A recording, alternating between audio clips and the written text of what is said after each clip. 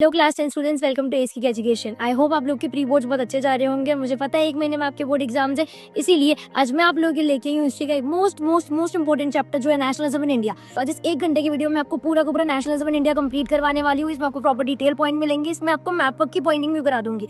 Comment box में आपको इसकी नोट्स मिल जाएंगे, तो बस इस वीडियो के साथ में बने रहना, क्योंकि अगर आपने ये वीडियो देख ली तो पक्का आपके नेशनलिज्म इन इंडिया के 7 नंबर पक्के हो। और कोई टाइम पास वीडियो नहीं होने वाला है, इस 1 घंटे में आपको पूरा चैप्टर इन डेप्थ करवा दूंगी। इसीलिए बस एनसीईआरटी को साथ में लेके बैठना और इस वीडियो को शुरू से लेके आखिरी तक देखना। चलो फटाफट से वीडियो की शुरुआत करते हैं। तो चैप्टर में टोटल 4 पार्ट है। सबसे पहला आपका पार्ट है वर्ल्ड वॉर 1 खिलाफत and the idea of NCF. जिसमें आपको पढ़ना है वर्ल्ड वॉर 1 की क्या इंपैक्ट्स रहते हैं नेशनलिज्म इन इंडिया पर। इसके बाद हमको पढ़ना है कि कैसे गांधी जी यहाँ पर आए थे, उन्होंने सत्याग्रह लॉन्च किया था, कैसे उन्होंने 3 अर्ली सत्याग्रह मूवमेंट्स लॉन्च किए थे और एक रॉलेट सत्याग्रह आया था। इसके बाद में हमको पढ़ना है जलियांवाला बाग मैसेकर क्या था। इसके जस्ट बाद में आता है खिलाफत मूवमेंट, हम पढ़ेंगे खिलाफत इशू क्या था एंड खिलाफत इशू से रिलेटेड एनसीएम की शुरुआत कैसे हो गई थी। तो इस पार्ट में हमको सिर्फ इतना ही पढ़ना है।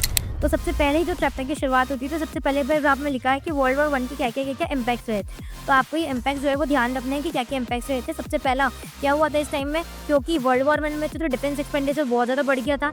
इसी कारण क्योंकि डिफेंस एक्सपेंडिचर पैसा बढ़ गया था, खर्चा बढ़ गया था, इसीलिए कस्टम ड्यूटीज़ को बढ़ा दिया गया और इनकम टैक्स को इंट्रोड्यूस कर दिया गया। तो इनकम टैक्स को इंट्रोड्यूस कर दिया, कस्टम ड्यूटीज़ बढ़ा दी, तो तकलीफ किसको होगी, इंडियन लोगों को होगी।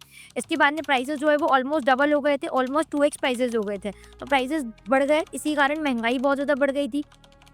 इसके बाद में ज़बरदस्ती लोगों को क्या करते थे, आर्मी में भर्ती करते थे। तो क्या था नेक्स्ट पॉइंट, फोर्स्ड रिक्रूटमेंट। इसके अलावा यहाँ पर क्रॉप फेलियर हो गई थी, क्रॉप बहुत ज़्यादा फेल होती थी। एक बीमारी भी आ गई थी, बीमारी का नाम क्या था, इन्फ्लुएंजा एपिडेमिक। तो आपको ये कीवर्ड्स ध्यान रखना है, ये ज़्यादा इंपॉर्टेंट है। एक बार स्लाइड शो कर देती हूँ, पर स्लाइड आपको सिर्फ एक बार देखना है, इसको रीड आउट करना है, बाकी आपको लर्न मेरे नोट से ही करना है। इसके बाद हमारे चैप्टर का एक मेन टॉपिक शुरू होता है सत्याग्रह। तो सुनना ध्यान से। देखो, गांधी जी इंडिया में आ गए थे 1915 में, और इंडिया में आने के पहले वो ऑलरेडी साउथ अफ्रीका में ये जो उनका मैथड था सत्याग्रह, उसको इम्प्लीमेंट कर चुके थे। वो सक्सेसफुल रहा था, इसीलिए उन्होंने सोचा इंडिया में आने के बाद में कि सत्याग्रह को मैं इंडिया में भी लॉन्च करता हूँ। सत्याग्रह का मतलब क्या होता है, नाम से समझ में आ रहा है, सत्य को आग्रह करना है, सत्य को आग्रह करना है, ट्रुथ। तो सत्याग्रह इज ऑल अबाउट ट्रुथ। तो आपको क्या करना है, ट्रुथ की पावर को देखना है, आपको ट्रुथ की पावर को देखना है and need to search for the truth. आपको हर चीज के पीछे का सच जानना है। तो idea of the truth, power of the truth and need to search for the truth. Satyagraha बात करता है कि आपको वायलेंस नहीं करना है, आपको कभी भी वायलेंस नहीं करना है, आपको सिर्फ और सिर्फ नॉन वायलेंस में बिलीव रखना है। इसीलिए आपकी बुक में एक लाइन लिखी है दैट अगर आपका कारण सही है, if the cause is true and struggle is against injustice, then there is no need to use of violence. अब सवाल ये आता है कि अगर लड़ाई नहीं करना है तो करना क्या है, तो फिर कैसे जीतेंगे। तो आपको क्या करना है, उसकी कंसाइंस को अपील करना है। कंसाइंस मतलब क्या होता है, उसकी अंतरात्मा को अपील करना है, आपको उसकी कंसाइंस को अपील करना है। जैसे मैं हमेशा की एग्जांपल देती हूँ, बहुत बार क्या होता है, जैसे मान लो कि आपसे कप टूट गया, अब आप मम्मी के पास में चौड़ में जाओगे कि अरे मैंने तो कप तोड़ दिया, तो मम्मी आएगी उनकी फ्लाइंग चप्पल के साथ में, ठीक है।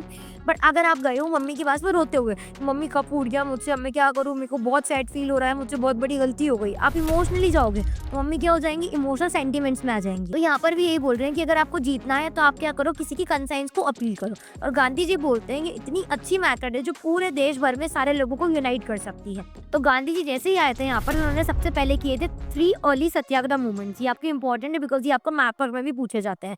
तो सबसे पहला हुआ था 1916 में, फिर हुआ था 1917 में, देन हुआ था 1918 में। 1916 में जो सत्याग्रह उन्होंने किया था वो कहाँ हुआ था, चंपारण बिहार में। चंपारण बिहार में क्यों हुआ था यहाँ पर, बिकॉज इंडिगो प्लांटेशन सिस्टम होता था यहाँ पर, जो बहुत ज़्यादा ऑपरेसिव था। तो यहाँ पर plantation Indigo oppressive plantation Indigo system के अगेंस्ट जो है वो सत्याग्रह हुआ था। 1917 में हुआ था खेड़ा डिस्ट्रिक्ट ऑफ गुजरात में, खेड़ा डिस्ट्रिक्ट ऑफ गुजरात में। यहाँ पर क्यों हुआ था, बिकॉज यहाँ पर एक बीमारी आ गई थी, प्लेग एपिडेमिक। बीमारी का नाम याद रखना, प्लेग एपिडेमिक। तो इसी कारण जो लोग हैं वहाँ पर रेवेन्यू नहीं दे पा रहे थे, तो रेवेन्यू को कम करने की डिमांड करने के लिए यहाँ पर सत्याग्रह किया था। और 1918 में अहमदाबाद में सत्याग्रह किया था। अहमदाबाद का है अगेन गुजरात में। क्यों किया था, यहाँ पर कॉटन मिल वर्कर्स के लिए, कि उनकी वेजेस बढ़ा दी जाए, उनकी कंडीशन जो है वो इम्प्रूव हो जाए। तो आपको यहाँ से क्या ध्यान रखना है कि कौन से ईयर में सत्याग्रह लॉन्च हुए थे, कहाँ पर हुए थे और कारण क्या था। 1 वर्ड में बस ध्यान रखना, इतना ही आपके काम का है, इससे ज़्यादा आपको नहीं करना है। ये अगेन एक बार स्लाइड मेंशन कर देती हूँ, सत्याग्रह आया था, इसके पॉइंट्स क्या बोलते हैं। 3 अर्ली सत्याग्रह के जो मूवमेंट्स हुए थे उनके नाम ध्यान रखना, ये इसी में ही बस इनके कारण, ईयर और किसके लिए हुआ था ये आपको ध्यान रखना है। खेड़ा वाला भी, अहमदाबाद वाला भी। देन आपका नेक्स्ट मोस्ट इंपॉर्टेंट टॉपिक आता है Rowlatt act and Jallianwala Bagh massacre. अब बहुत ध्यान से सुनना, हुआ क्या था कि देखो गांधी जी ने 3 अर्ली सत्याग्रह मूवमेंट्स किए थे। अब ये तीनों जो मूवमेंट्स थे वो थे सक्सेसफुल।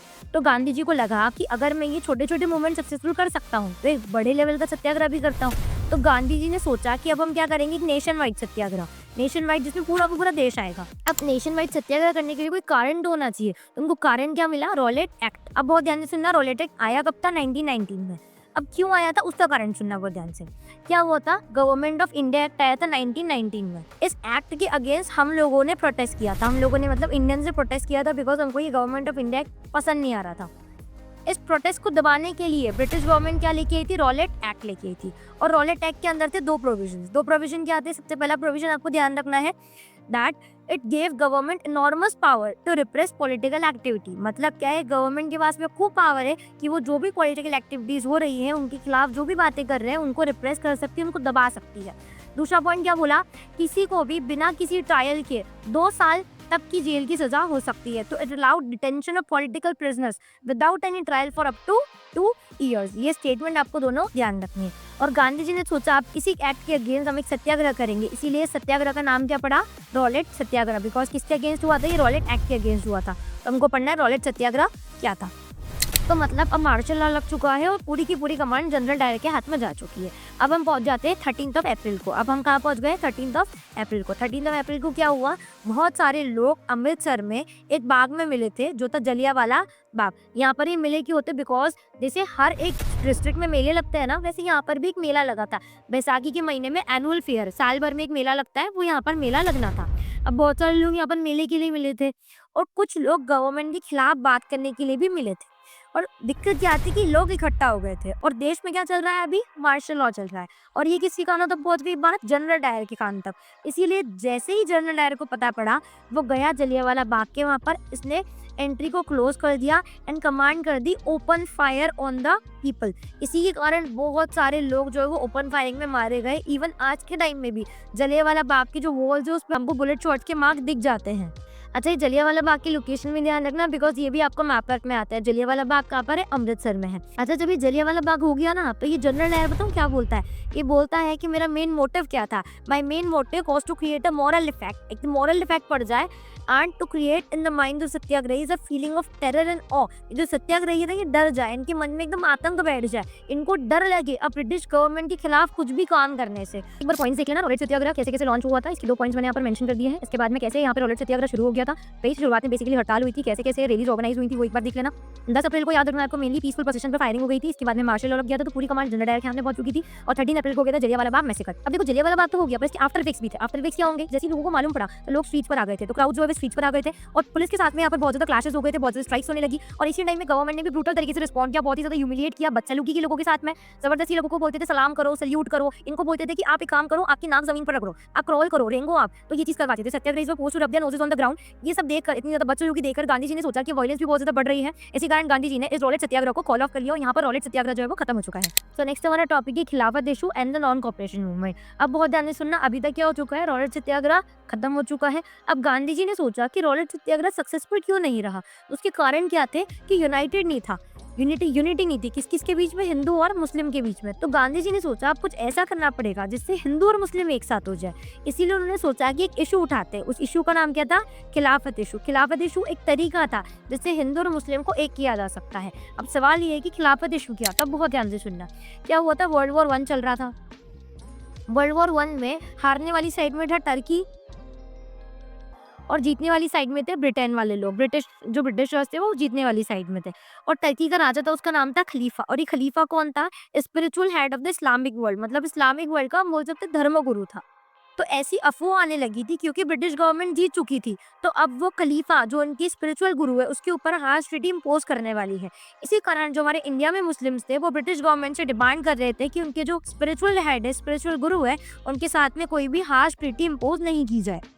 और इसी इशू को हम बोलते हैं खिलाफत इशू। और खिलाफत इशू को सॉल्व करने के लिए एक खिलाफत कमेटी भी बनाई गई थी जो बनी थी बॉम्बे में। ठीक है, बॉम्बे 1919 में ये कमेटी ऑलरेडी बन चुकी थी। यहाँ पर 2 अली ब्रदर्स आते हैं। अली ब्रदर्स के आपको नाम ध्यान रखने हैं, कौन कौन थे, मोहम्मद अली और शौकत अली। अब गांधी जी को मिल गया एक मौका, गांधी जी को क्या अब गांधी जी ने सोचा कि एक बहुत अच्छा तरीका है, अगर मैं खिलाफत इशू को उठा लूँ और मोहम्मद अली, शौकत अली को अपनी साइड कर लूँ, इससे क्या होगा, एक ऐसा मूवमेंट लॉन्च कर सकता हूँ जिसमें हिंदू और मुस्लिम क्या हो जाएंगे, एक हो जाएंगे। अब देखो गांधी जी की अकेले तो चलने नहीं वाली है, गांधी जी को कन्विंस करना पड़ेगा किसको, कांग्रेस वाले मेंबर्स को। इसीलिए सितंबर 1920 में एक सेशन हुआ था, सितंबर 1920 में सेशन हुआ था। सेशन कहाँ हुआ था, ये कलकत्ता में। इस कलकत्ता वाले सेशन में सी से कलकत्ता, सी से कन्विंस, ध्यान रखना। तो इस कलकत्ता वाले सेशन में गांधी जी ने कन्विंस कर लिया था कांग्रेस को to start non cooperation movement in support of Khilafat as well as for swaraj. तो ध्यान रखना, सितंबर 1920 की कलकत्ता सेशन में गांधी जी ने कन्विंस कर लिया था कांग्रेस को कि भैया हमको नॉन कॉपरेशन मूवमेंट शुरू करना है। इसमें क्या क्या चीजें रहेंगी, खिलाफत मूवमेंट और स्वराज की डिमांड रहेगी। तो यहाँ पर कांग्रेस कन्विंस हो गई है, अभी सिर्फ कन्विंस हुई है, नॉन कॉपरेशन मूवमेंट शुरू नहीं हुआ है। अब देखो मूवमेंट शुरू नहीं हुआ है, पर शुरू होने के पहले बताना पड़ेगा ना कि मूवमेंट शुरू कैसे होगा। तो गांधी जी बोलते हैं कि मूवमेंट जो है वो अनफोल्ड होगा अलग अलग स्टेजेस में। ये 2-3 स्टेजेस देते हैं ये कैसे मूवमेंट अनफोल्ड होगा। सबसे पहले सरेंडर करना है हमको टाइटल्स को, फिर ब्रिटिश गवर्नमेंट के कामकाज करना हमको छोड़ना है, और तीसरा पॉइंट में उन्होंने बोला था कि अगर हमारा एनसीएम सप्रेस करेंगे तो हम फुल स्केल क्या लॉन्च करेंगे, सिविल डिसोबीडियंस कैंपेन लॉन्च कर देंगे। तो उन्होंने पहले ये चीज बोल दी थी। अब अगर तुमको ध्यान हो तो मैंने अभी तुमको बताया कि सितंबर 1920 के कलकत्ता सेशन में क्या करा था, कन्विंस किया था to start non cooperation movement.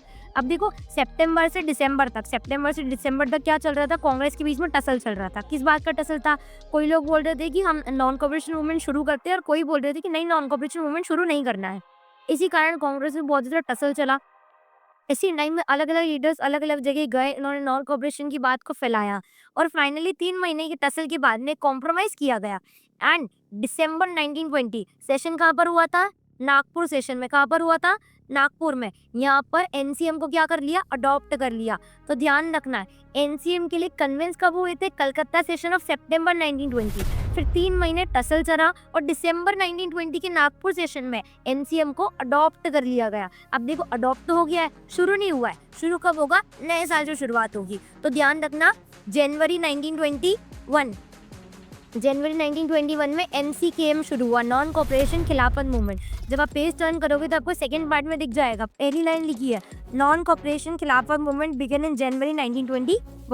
अब एक बार स्लाइड देख लेते हैं। गांधी जी ने सोचा कि सबसे हमको बड़ा ब्रॉड बेस मूवमेंट करना पड़ेगा, वो कब तक नहीं होगा, जब तक हिंदू और मुस्लिम साथ में नहीं आ जाएंगे। इसी कारण उन्होंने सोचा कि एक इशू उठाते हैं। उस इशू का नाम क्या था, खिलाफत इशू। खिलाफत इशू में क्या हुआ था, इनके जो स्पिरिचुअल हेड थे, इस्लामिक वर्ल्ड के खलीफा, उनकी डिफीट हो गई थी, तो ऐसी अफवाह आ रही थी कि इनके ऊपर हार्श ट्रीटी इंपोज की जाने वाली है। इसी कारण एक खिलाफत कमेटी बन गई थी बॉम्बे मार्च 1919 में, और गांधी जी को एक मौका मिल गया। Gandhi ji saw this is an opportunity to unite Hindus and Muslims. दो भाई थे यहाँ पर, मोहम्मद अली और शौकत अली। उन्होंने गांधी जी से बातचीत करी और सब लोगों ने डिसाइड किया, और फाइनली सितंबर 1920 की कलकत्ता सेशन में गांधी जी ने कांग्रेस को कन्विंस कर लिया to start non cooperation in support of Khilafat as well as for swaraj. तो ये यहाँ पर शुरू हो चुका था।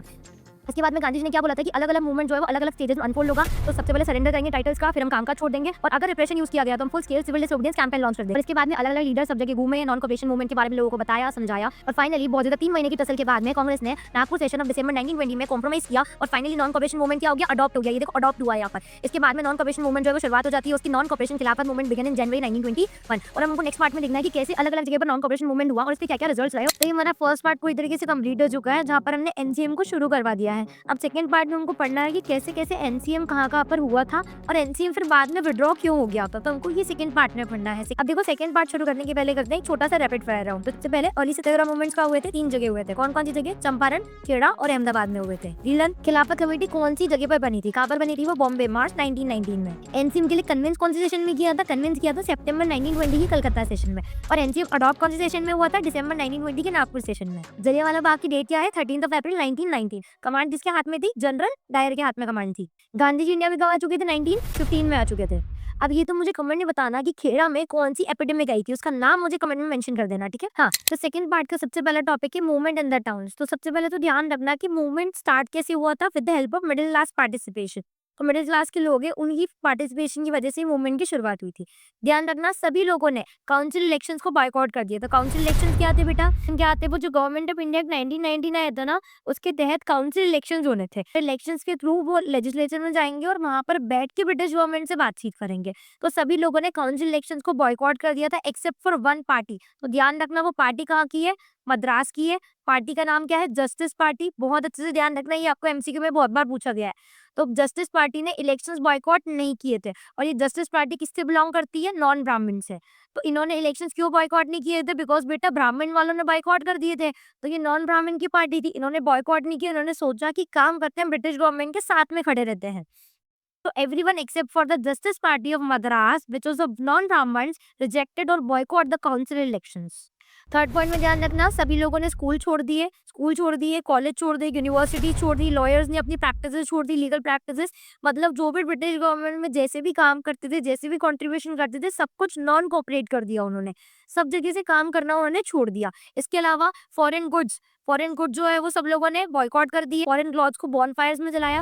अच्छा, इसी कारण एक और चीज हुई, क्योंकि हम फॉरेन गुड्स को बॉयकॉट कर रहे हैं, इसी कारण क्या हुआ, इंपोर्ट ऑलमोस्ट हाफ हो गया, और क्योंकि हम फॉरेन क्लॉथ को जला रहे हैं तो इंडियन वालों को यूज कर रहे होंगे, इसीलिए हमारे Indian textiles and handlooms went up. आपकी बुक में भी ये लाइन लिखी है ना, इसको ध्यान रख लेना। और फिफ्थ पॉइंट क्या था, लिकर शॉप्स को पिकेट किया। लिकर शॉप्स मतलब दारू की जो दुकानें थी उनको पिकेट किया, उनको बंद कर दिया, उनको सील कर दिया। तो ये सारी चीजें टाउन्स में हुई थी। एक बार मैं आपको इसकी साइट बता देती हूँ, साइट देख लेना। देखो सबसे पहले क्या हुआ था, भाई शुरुआत कैसे हुई थी, मिडिल क्लास के पार्टिसिपेशन से। हर किसी ने एक्सेप्ट फॉर मद्रास में जो पार्टी कौन सी थी, जस्टिस पार्टी, किसकी थी वो, नॉन ब्राह्मण्स की थी। उनके अलावा बाकी सबने काउंसिल इलेक्शंस को बॉयकॉट कर दिया था। इसके अलावा स्टूडेंट्स, टीचर्स, लॉयर्स सबने अपने काम धंधे सब छोड़ दिए, पढ़ाई लिखाई सब छोड़ दिए बच्चों ने, और सब लोगों ने सब ब्रिटिश इंस्टीट्यूशंस को बॉयकॉट कर दिया। इसके अलावा फॉरेन गुड्स को बॉयकॉट किया, लिकर शॉप्स को पिकेट कर दिया, फॉरेन क्लॉथ को बड़े-बड़े बॉनफायर्स में जला दिया। और थोड़ी सी अगर अपन अक्ल लगाएं, क्योंकि इंपोर्टेड क्लॉथ जो है, जो फॉरेन गुड्स है, फॉरेन क्लॉथ्स है, उनको बॉयकॉट कर रहे हैं, इसीलिए इंडियन टेक्सटाइल्स और इंडियन हैंडलूम्स में जो काम होगा वो बहुत ज्यादा बढ़ने लगेगा, इसीलिए Indian textiles and handlooms went up. तो ये आपको 5 पॉइंट्स ध्यान रखने हैं। अच्छा, ये एक इंपॉर्टेंट क्वेश्चन है, बिकॉज़ यहाँ से आपको क्वेश्चन बनता है effects of NCM on economic front. तो अगर आपको ये क्वेश्चन आएगा तो आपको यही वाले पॉइंट्स मेंशन करने हैं। इसके अलावा आपको एक और इंपॉर्टेंट क्वेश्चन बनता है, जिसमें आपसे पूछते हैं कि रीजंस क्या था इस मूवमेंट के स्लो डाउन होने का टाउन्स में और सिटीज में। तो 2 कारण थे बेसिकली। सबसे पहला कारण क्या था, देखो सब लोगों ने अपने काम धंधे छोड़ दिए हैं, लॉयर्स ने छोड़ दिए हैं, बच्चों ने छोड़ दिए हैं, टीचर्स ने टीचिंग करना छोड़ दिया, स्कूल छोड़ दिए, इंस्टीट्यूशन छोड़ दिए, कॉलेज, यूनिवर्सिटी सब त्याग दिया है। पर दिक्कत ये है कि हमारे पास में अल्टरनेटिव इंस्टीट्यूशन नहीं है, तो आप कब तक बिना काम के रहोगे, कब तक आप बिना पढ़ाई के रहोगे। इसीलिए मजबूरन, क्योंकि because we don't have alternative Indian institution, इसीलिए मजबूरन सभी लोगों को वापस से ब्रिटिश के इंस्टीट्यूशंस को जॉइन करना पड़ा। एंड सेकंड पॉइंट क्या था, khadi was often more expensive and poor people can not afford to buy it, because जो खादी था वो हैंडमेड क्लॉथ था, इसी कारण वो बहुत ज्यादा एक्सपेंसिव हुआ करता था, जो चरखी से बनता था, इसीलिए खादी को बहुत सारे लोग अफोर्ड नहीं कर पाते। तो मशीन से जो सामान बनता है बेटा वो सस्ता होता है। जैसे हम लोग डीमार्ट जाते हैं, वहां से 99 रुपीस की टी शर्ट उठा के लाते हैं, बिकॉज़ वो मशीन मेड गुड्स है। और एक बार आप एम्ब्रॉयडरी का कपड़ा लेने जाओगे तो आपको महंगा ही पड़ेगा। इसी के कारण लोगों ने वापस से foreign goods and foreign clothes को यूज करना शुरू कर दिया था। तो इसी कारण मूवमेंट जो है वो स्लो डाउन हो गया। तो देखो सिटीज में हमारा एनसीएम खत्म हो चुका है, अभी एनसीएम धीरे धीरे पूरी कंट्री साइड में फैलने वाला है। तो यहाँ पर हमको 3 केसेस पढ़ने हैं। सबसे पहले एनसीएम हमारा पहुंचेगा कहाँ पर, पीजेंट्स में, तो हमको केस कौन सा पढ़ना है, पीजेंट्स वाला। फिर हमारा एनसीएम पहुंचता है ट्राइबल में, तो हमको एक केस पढ़ना है ट्राइबल्स वाला। फिर हमारा केस पहुंचता है वर्कर्स में, तो यहाँ पर हमको प्लांटेशन वर्कर्स के बारे में पढ़ना है। तो ये आपको 3 छोटी छोटी स्टोरी पढ़नी है। तो वही हुआ, एनसीएम जो है वो धीरे धीरे कंट्री साइड में फैलने लगा, धीरे धीरे पीजेंट्स और ट्राइबल्स ने भी अपने अपने मूवमेंट जो है वो शुरू कर दिए थे यहाँ पे। तो सबसे पहले हमको पढ़ना है पीजेंट का मूवमेंट कौन सा हुआ था। तो सबसे पहला पीजेंट का मूवमेंट हुआ था rebellion in the country side, जो पीजेंट्स ने किया था, जो कहाँ पर हुआ था, अवध में। तो इसके बारे में हमको डिटेल पढ़नी है। तो एक बार बेसिक बता देती हूँ, हुआ क्या था यहाँ पर अवध में।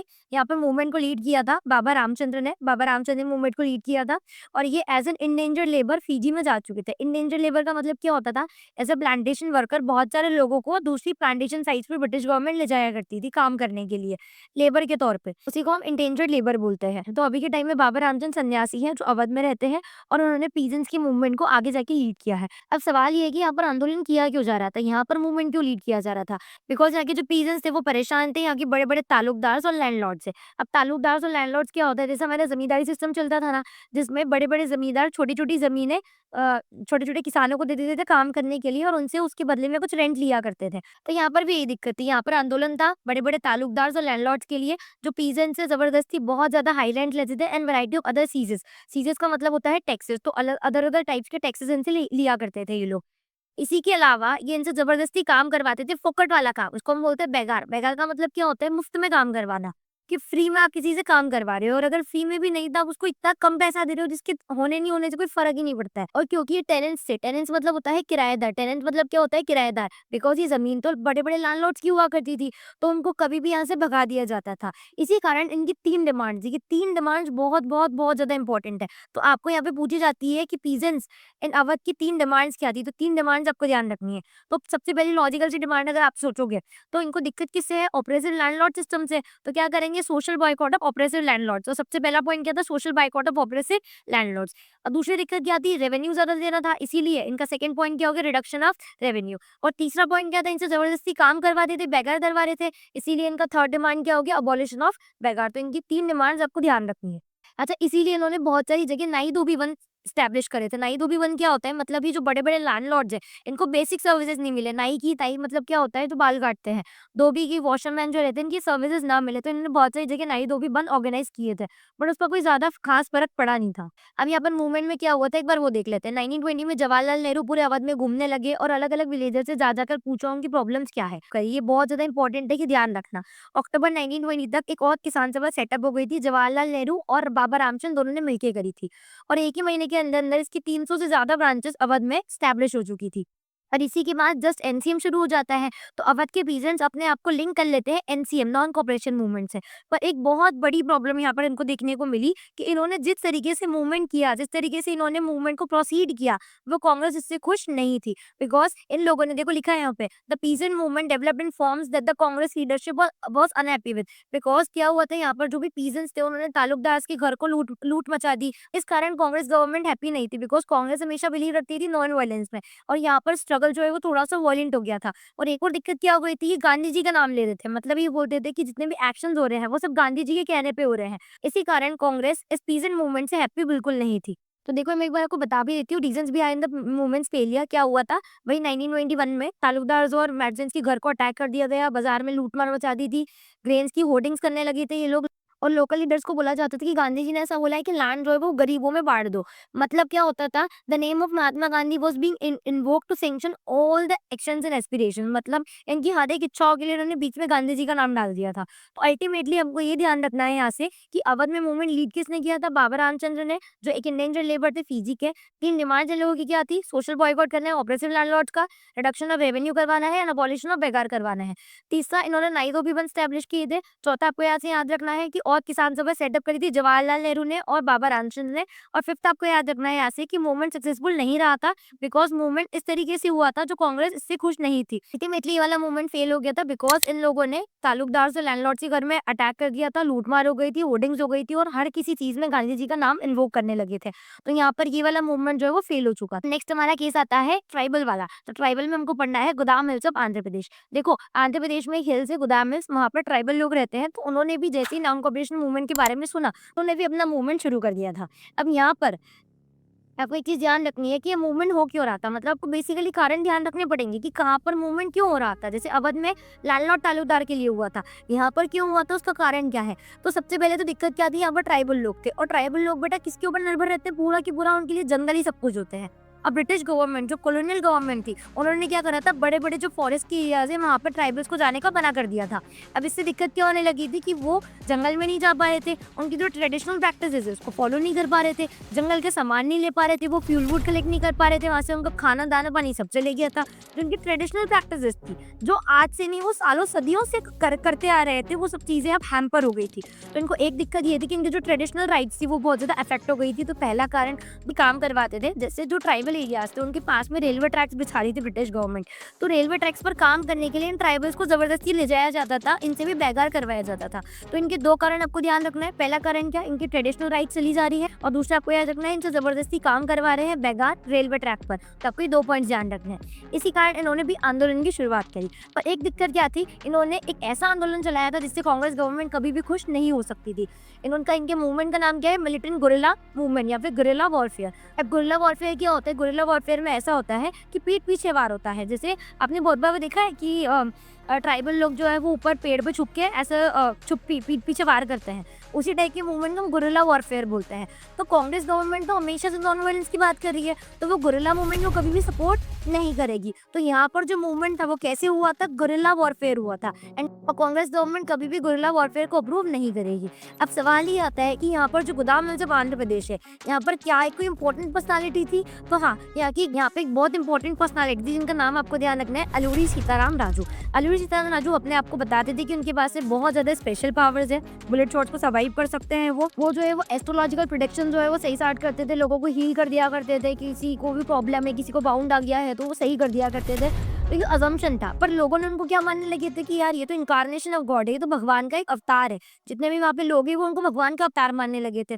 पर एक चीज़ अल्लूरी सीताराम राजू के बारे में आपको ये ध्यान रखना है कि अल्लूरी सीताराम राजू इंस्पायर्ड थे गांधी जी से, है ना? वो गांधी जी को बोलते थे कि गांधी जी जो भी चीज़ बोल रहे हैं कि हाँ भैया आपको खाकी पहनना है, आपको शराब नहीं पीना है, आपको ड्रिंकिंग नहीं करना है, वो सब तो ठीक है, एकदम बढ़िया। पर जो गांधी जी बोल रहे हैं ना कि नॉन वायलेंस सब कुछ हो जाएगा, ऐसा नहीं हो सकता है। तो ये बिलीव रखते थे कि अगर आपको आज़ादी चाहिए, अगर आपको फ्रीडम चाहिए, so you need to be violent. तो ही बिलीव्ड इन वायलेंस। इसी कारण तो बेटा ये मिलिटेंट गुरिल्ला वॉरफेयर चला रहे हैं, बिकॉज इनके जो लीडर है अल्लूरी सीताराम राजू, वो खुद ही किसकी बात कर रहे हैं, वायलेंस की बात कर रहे हैं। इसीलिए यहाँ पर जो मूवमेंट हो रहा था उसमें गुरिल्ला वॉरफेयर की टैक्टिक्स यूज की जा रही थी, बिकॉज इनके जो लीडर थे वही खुद बोल रहे थे कि वायलेंस करना तो जरूरी है। गोदाम इसमें वही अटैक्स हुए, बहुत ज्यादा ब्रिटिश ऑफिसर्स को मारा गया और यहाँ पर गुरिल्ला वॉरफेयर किया जाता था आज़ादी के लिए। और लॉजिकल चीज़ है, कांग्रेस गवर्नमेंट इससे खुश बिल्कुल नहीं थी और अल्टीमेटली लास्ट में क्या हुआ, यहाँ पे मूवमेंट फेल कैसे हुआ कि जो अल्लूरी सीताराम राजू थे, जो हमेशा बोलते थे कि यार हम तो गोली से मरते नहीं है, उनको ब्रिटिश गवर्नमेंट ने उठा लिया because he being the leader of this because he being the leader of the tribal movement, उनको उठा लिया, उनको एग्जीक्यूट कर दिया 1924 में। और जितना मुझे पता है उनको शायद बुलेट से ही मारा गया था और इसीलिए वो आज भी ट्राइबल्स में फोक हीरो के जैसे जाने जाते हैं। सो अगेन सिर्फ आपको इतना ध्यान रखना है, आंध्र प्रदेश के गोदाम मिल्स में एक मूवमेंट हुआ था, मूवमेंट गुरिल्ला वॉरफेयर के ऊपर बेस्ड था। मूवमेंट हुआ क्या था, उसके दो कारण ध्यान रखने हैं। सबसे पहला कारण आपको क्या ध्यान रखना है कि इनसे जबरदस्ती बेगार करवाया जाता है रेलवे ट्रैक्स पे। और दूसरा कारण क्या है, इनकी जो ट्राइबल ट्रेडिशनल राइट्स है वो इनसे छीन ली गई थी। इसके बाद आपको फोर्थ से ध्यान रखना है, इनके लीडर का नाम क्या था, अल्लूरी सीताराम राजू, जो गांधी जी से इंस्पायर्ड थे। बट एक चीज का मना करते थे, वो क्या बोलते थे कि वायलेंस के बिना कुछ भी नहीं होगा। इसी कारण इन्होंने ब्रिटिश गवर्नमेंट के ऑफिशियल्स को बहुत ज्यादा मारा, बहुत सारे अटैक्स भी किए थे, गुरिल्ला वॉरफेयर का यूज किया था स्वराज को अटेन करने के लिए। फाइनली 1924 में अल्लूरी सीताराम राजू को एग्जीक्यूट कर दिया गया था और वो फोक हीरो बन गए। इसके बाद हम यहाँ से थर्ड केस पर चलेंगे, जो हमारा था प्लांटेशन वर्कर्स का। तो प्लांटेशन वर्कर्स की भी खुद की एक अंडरस्टैंडिंग थी। अब देखो प्लांटेशन वर्कर के साथ में दिक्कत क्या थी, देखो प्लांटेशन वर्कर का मतलब क्या था स्वराज से, देखो सबका स्वराज का मतलब अलग अलग चल रहा है। ट्राइबल इंसान को स्वराज का मतलब अलग है, स्वराज का मतलब सिंपली सेल्फ रूल, आज़ादी चाहिए, पर आज़ादी के अलग अलग मायने हो सकते हैं। ऐसे ही पीजेंट्स के लिए अलग मायने थे, ऐसे ही जो प्लांटेशन वर्कर है उसके लिए अलग मायने हैं। फॉर एग्जांपल प्लांटेशन वर्कर के लिए स्वराज क्या होगा, उसके लिए सेल्फ रूल क्या होगा कि वो अपनी मर्जी से प्लांटेशन फील्ड को छोड़कर अपने घर आ जा सके, मतलब उसके बाद में फ्रीडम हो, फ्रीडम टू मूव, और वही कि वो अपने शहर में अपने गाँव में जा सके। तो ये चीज़ डिमांड कर रहे थे। अब क्या हुआ था, इनलैंड इमिग्रेशन एक्ट था, ये बहुत ज़्यादा इंपॉर्टेंट है, इसका ईयर भी ध्यान रखना। इनलैंड इमिग्रेशन एक्ट, इसमें क्या बोलते थे कि मान लो अगर एक प्लांटेशन वर्कर है, वो किसी प्लांटेशन साइट पर उसको ले जाया जा चुका है एज ए लेबर, तो अब वो उस प्लांटेशन साइट को छोड़कर जब तक नहीं जाएगा जब तक ब्रिटिश गवर्नमेंट उनको परमिशन नहीं देगी, और उनको परमिशन कभी भी नहीं मिलती थी। They were not given such permission. देखो लिखा भी है, plantation workers were not permitted to leave the plantation gardens without any permission and they were rarely given such permissions. तो बस भैया क्या था, जैसे इनको मालूम पड़ा कि नॉन कोऑपरेशन मूवमेंट हो रहा है, इन्होंने अपनी प्लांटेशन फील्ड को छोड़ी और यहाँ प्लांटेशन फील्ड से भाग गए। और इन्होंने सोचा कि अब हम भी क्या करेंगे, नॉन कोऑपरेशन मूवमेंट में सपोर्ट करेंगे। जैसे ही ये गए, डिफाइड द अथॉरिटीज, उन्होंने प्लांटेशन वर्कर को छोड़ दिया और घर की तरफ निकल गए। उनको लगा था कि गांधी राज आ रहा है तो हम भी भैया आज़ाद हो जाएंगे प्लांटेशन फील्ड से। पर दिक्कत क्या हुई कि वो कभी भी अपनी डेस्टिनेशन पर नहीं पहुंच पाए। बीच में जैसे वो जा रहे थे ना, तो रास्ते में उनको एक स्ट्राइक मिल गई, रेलवे की और स्टीम वर्कर की स्ट्राइक मिल गई। इसीलिए होता है ना सबवे सफर्स, उसमें क्या होता है कि एक लड़का भाग रहा होता है, पीछे से पुलिस आती है और जैसे ही वो बैरियर में अटकता है पुलिस आती है उसको पकड़ के ले जाती है। तो इनके साथ भी बेचारों के साथ में वही हुआ, वो निकले तो थे पर बीच में स्ट्राइक मिल गई उनको स्टीम्स की और इंजन वर्कर की। इसी कारण पीछे से आई ब्रिटिश गवर्नमेंट उनको पकड़ा और ब्रूटली मार मार के उनको ले गए वापस से कहा प्लांटेशन फील्ड पर। तो यहाँ पर हमको समझ में आता है कि इन्होंने जो नॉन कोऑपरेशन मूवमेंट में अपना कंट्रीब्यूशन दिया वो भी अनसक्सेसफुल रहा। तो हमने 3 केसेस पढ़े। सबसे पहले हमने पढ़ा अवध में पीजेंट्स का, फिर हमने पढ़ा ट्राइबल्स का आंध्र प्रदेश गोदाम मिल्स में, फिर हमने थर्ड पढ़ा आसाम में प्लांटेशन वर्कर्स का। ये तीनों जगह जो मूवमेंट्स थे वो अनसक्सेसफुल रहे। तो अभी तक इतना समझ में आ रहा है कि नॉन कोऑपरेशन मूवमेंट कोई खास सक्सेसफुल तो है नहीं। अब सवाल ये आता है कि ऐसा क्या हुआ कि नॉन कोऑपरेशन गांधी जी ने विड्रॉ कर लिया।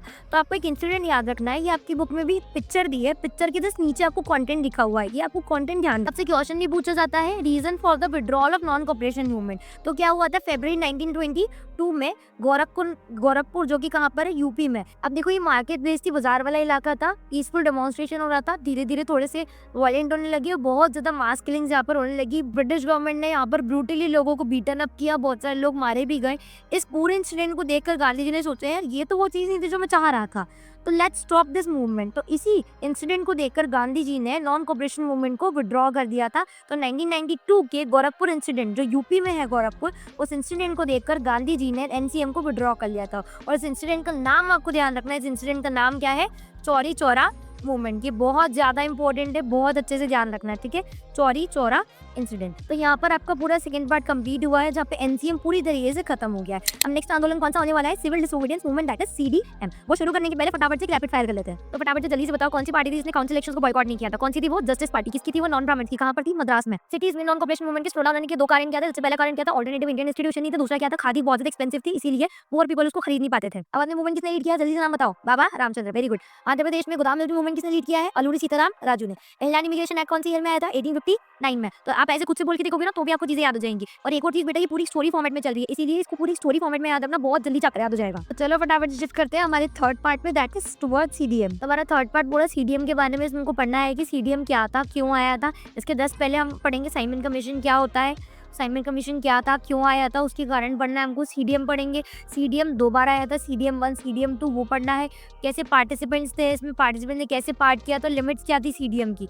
मतलब इन शॉर्ट ये पूरा जो पार्ट 3 है हमारा पूरा का पूरा सीडीएम के बारे में, ठीक है। देखो एनसीएम जो है वो खत्म हो चुका था, उसको विड्रॉ कर लिया था। अब कांग्रेस में 2 प्रकार के लोग आ गए थे। एक क्या बोल रहे थे, बोले बस करो अब हो गया, अब नहीं लड़ सकते। अब क्या करते हैं, हम एक काम करते हैं, काउंसिल इलेक्शन जो इलेक्शन होने वाले हैं उसमें हम पार्टिसिपेट करते हैं। और कुछ क्या लोग थे बोले कि ऐसे कैसे बस करते हैं, और ज्यादा एग्रेसिवली लड़ेंगे। दूसरे लोग क्या थे जो क्या बोल रहे थे, और ज्यादा एग्रेसिवली और एग्रेसिव फाइट करेंगे। तो जो बस करो है वो कौन बोल रहे थे? सीआर दास और मोतीलाल नेहरू। इन्होंने इसी कारण, क्योंकि इनको काउंसिल इलेक्शंस करने थे, तो इन्होंने अपनी एक पार्टी बना ली थी। उस पार्टी का नाम क्या है? स्वराज पार्टी। और ये स्वराज पार्टी इन्होंने कांग्रेस के अंदर ही बनाई थी। तो इन्होंने एक स्वराज पार्टी बना ली थी। Swaraj party was found by Chittaranjan Das, CR Das and Motilal Nehru.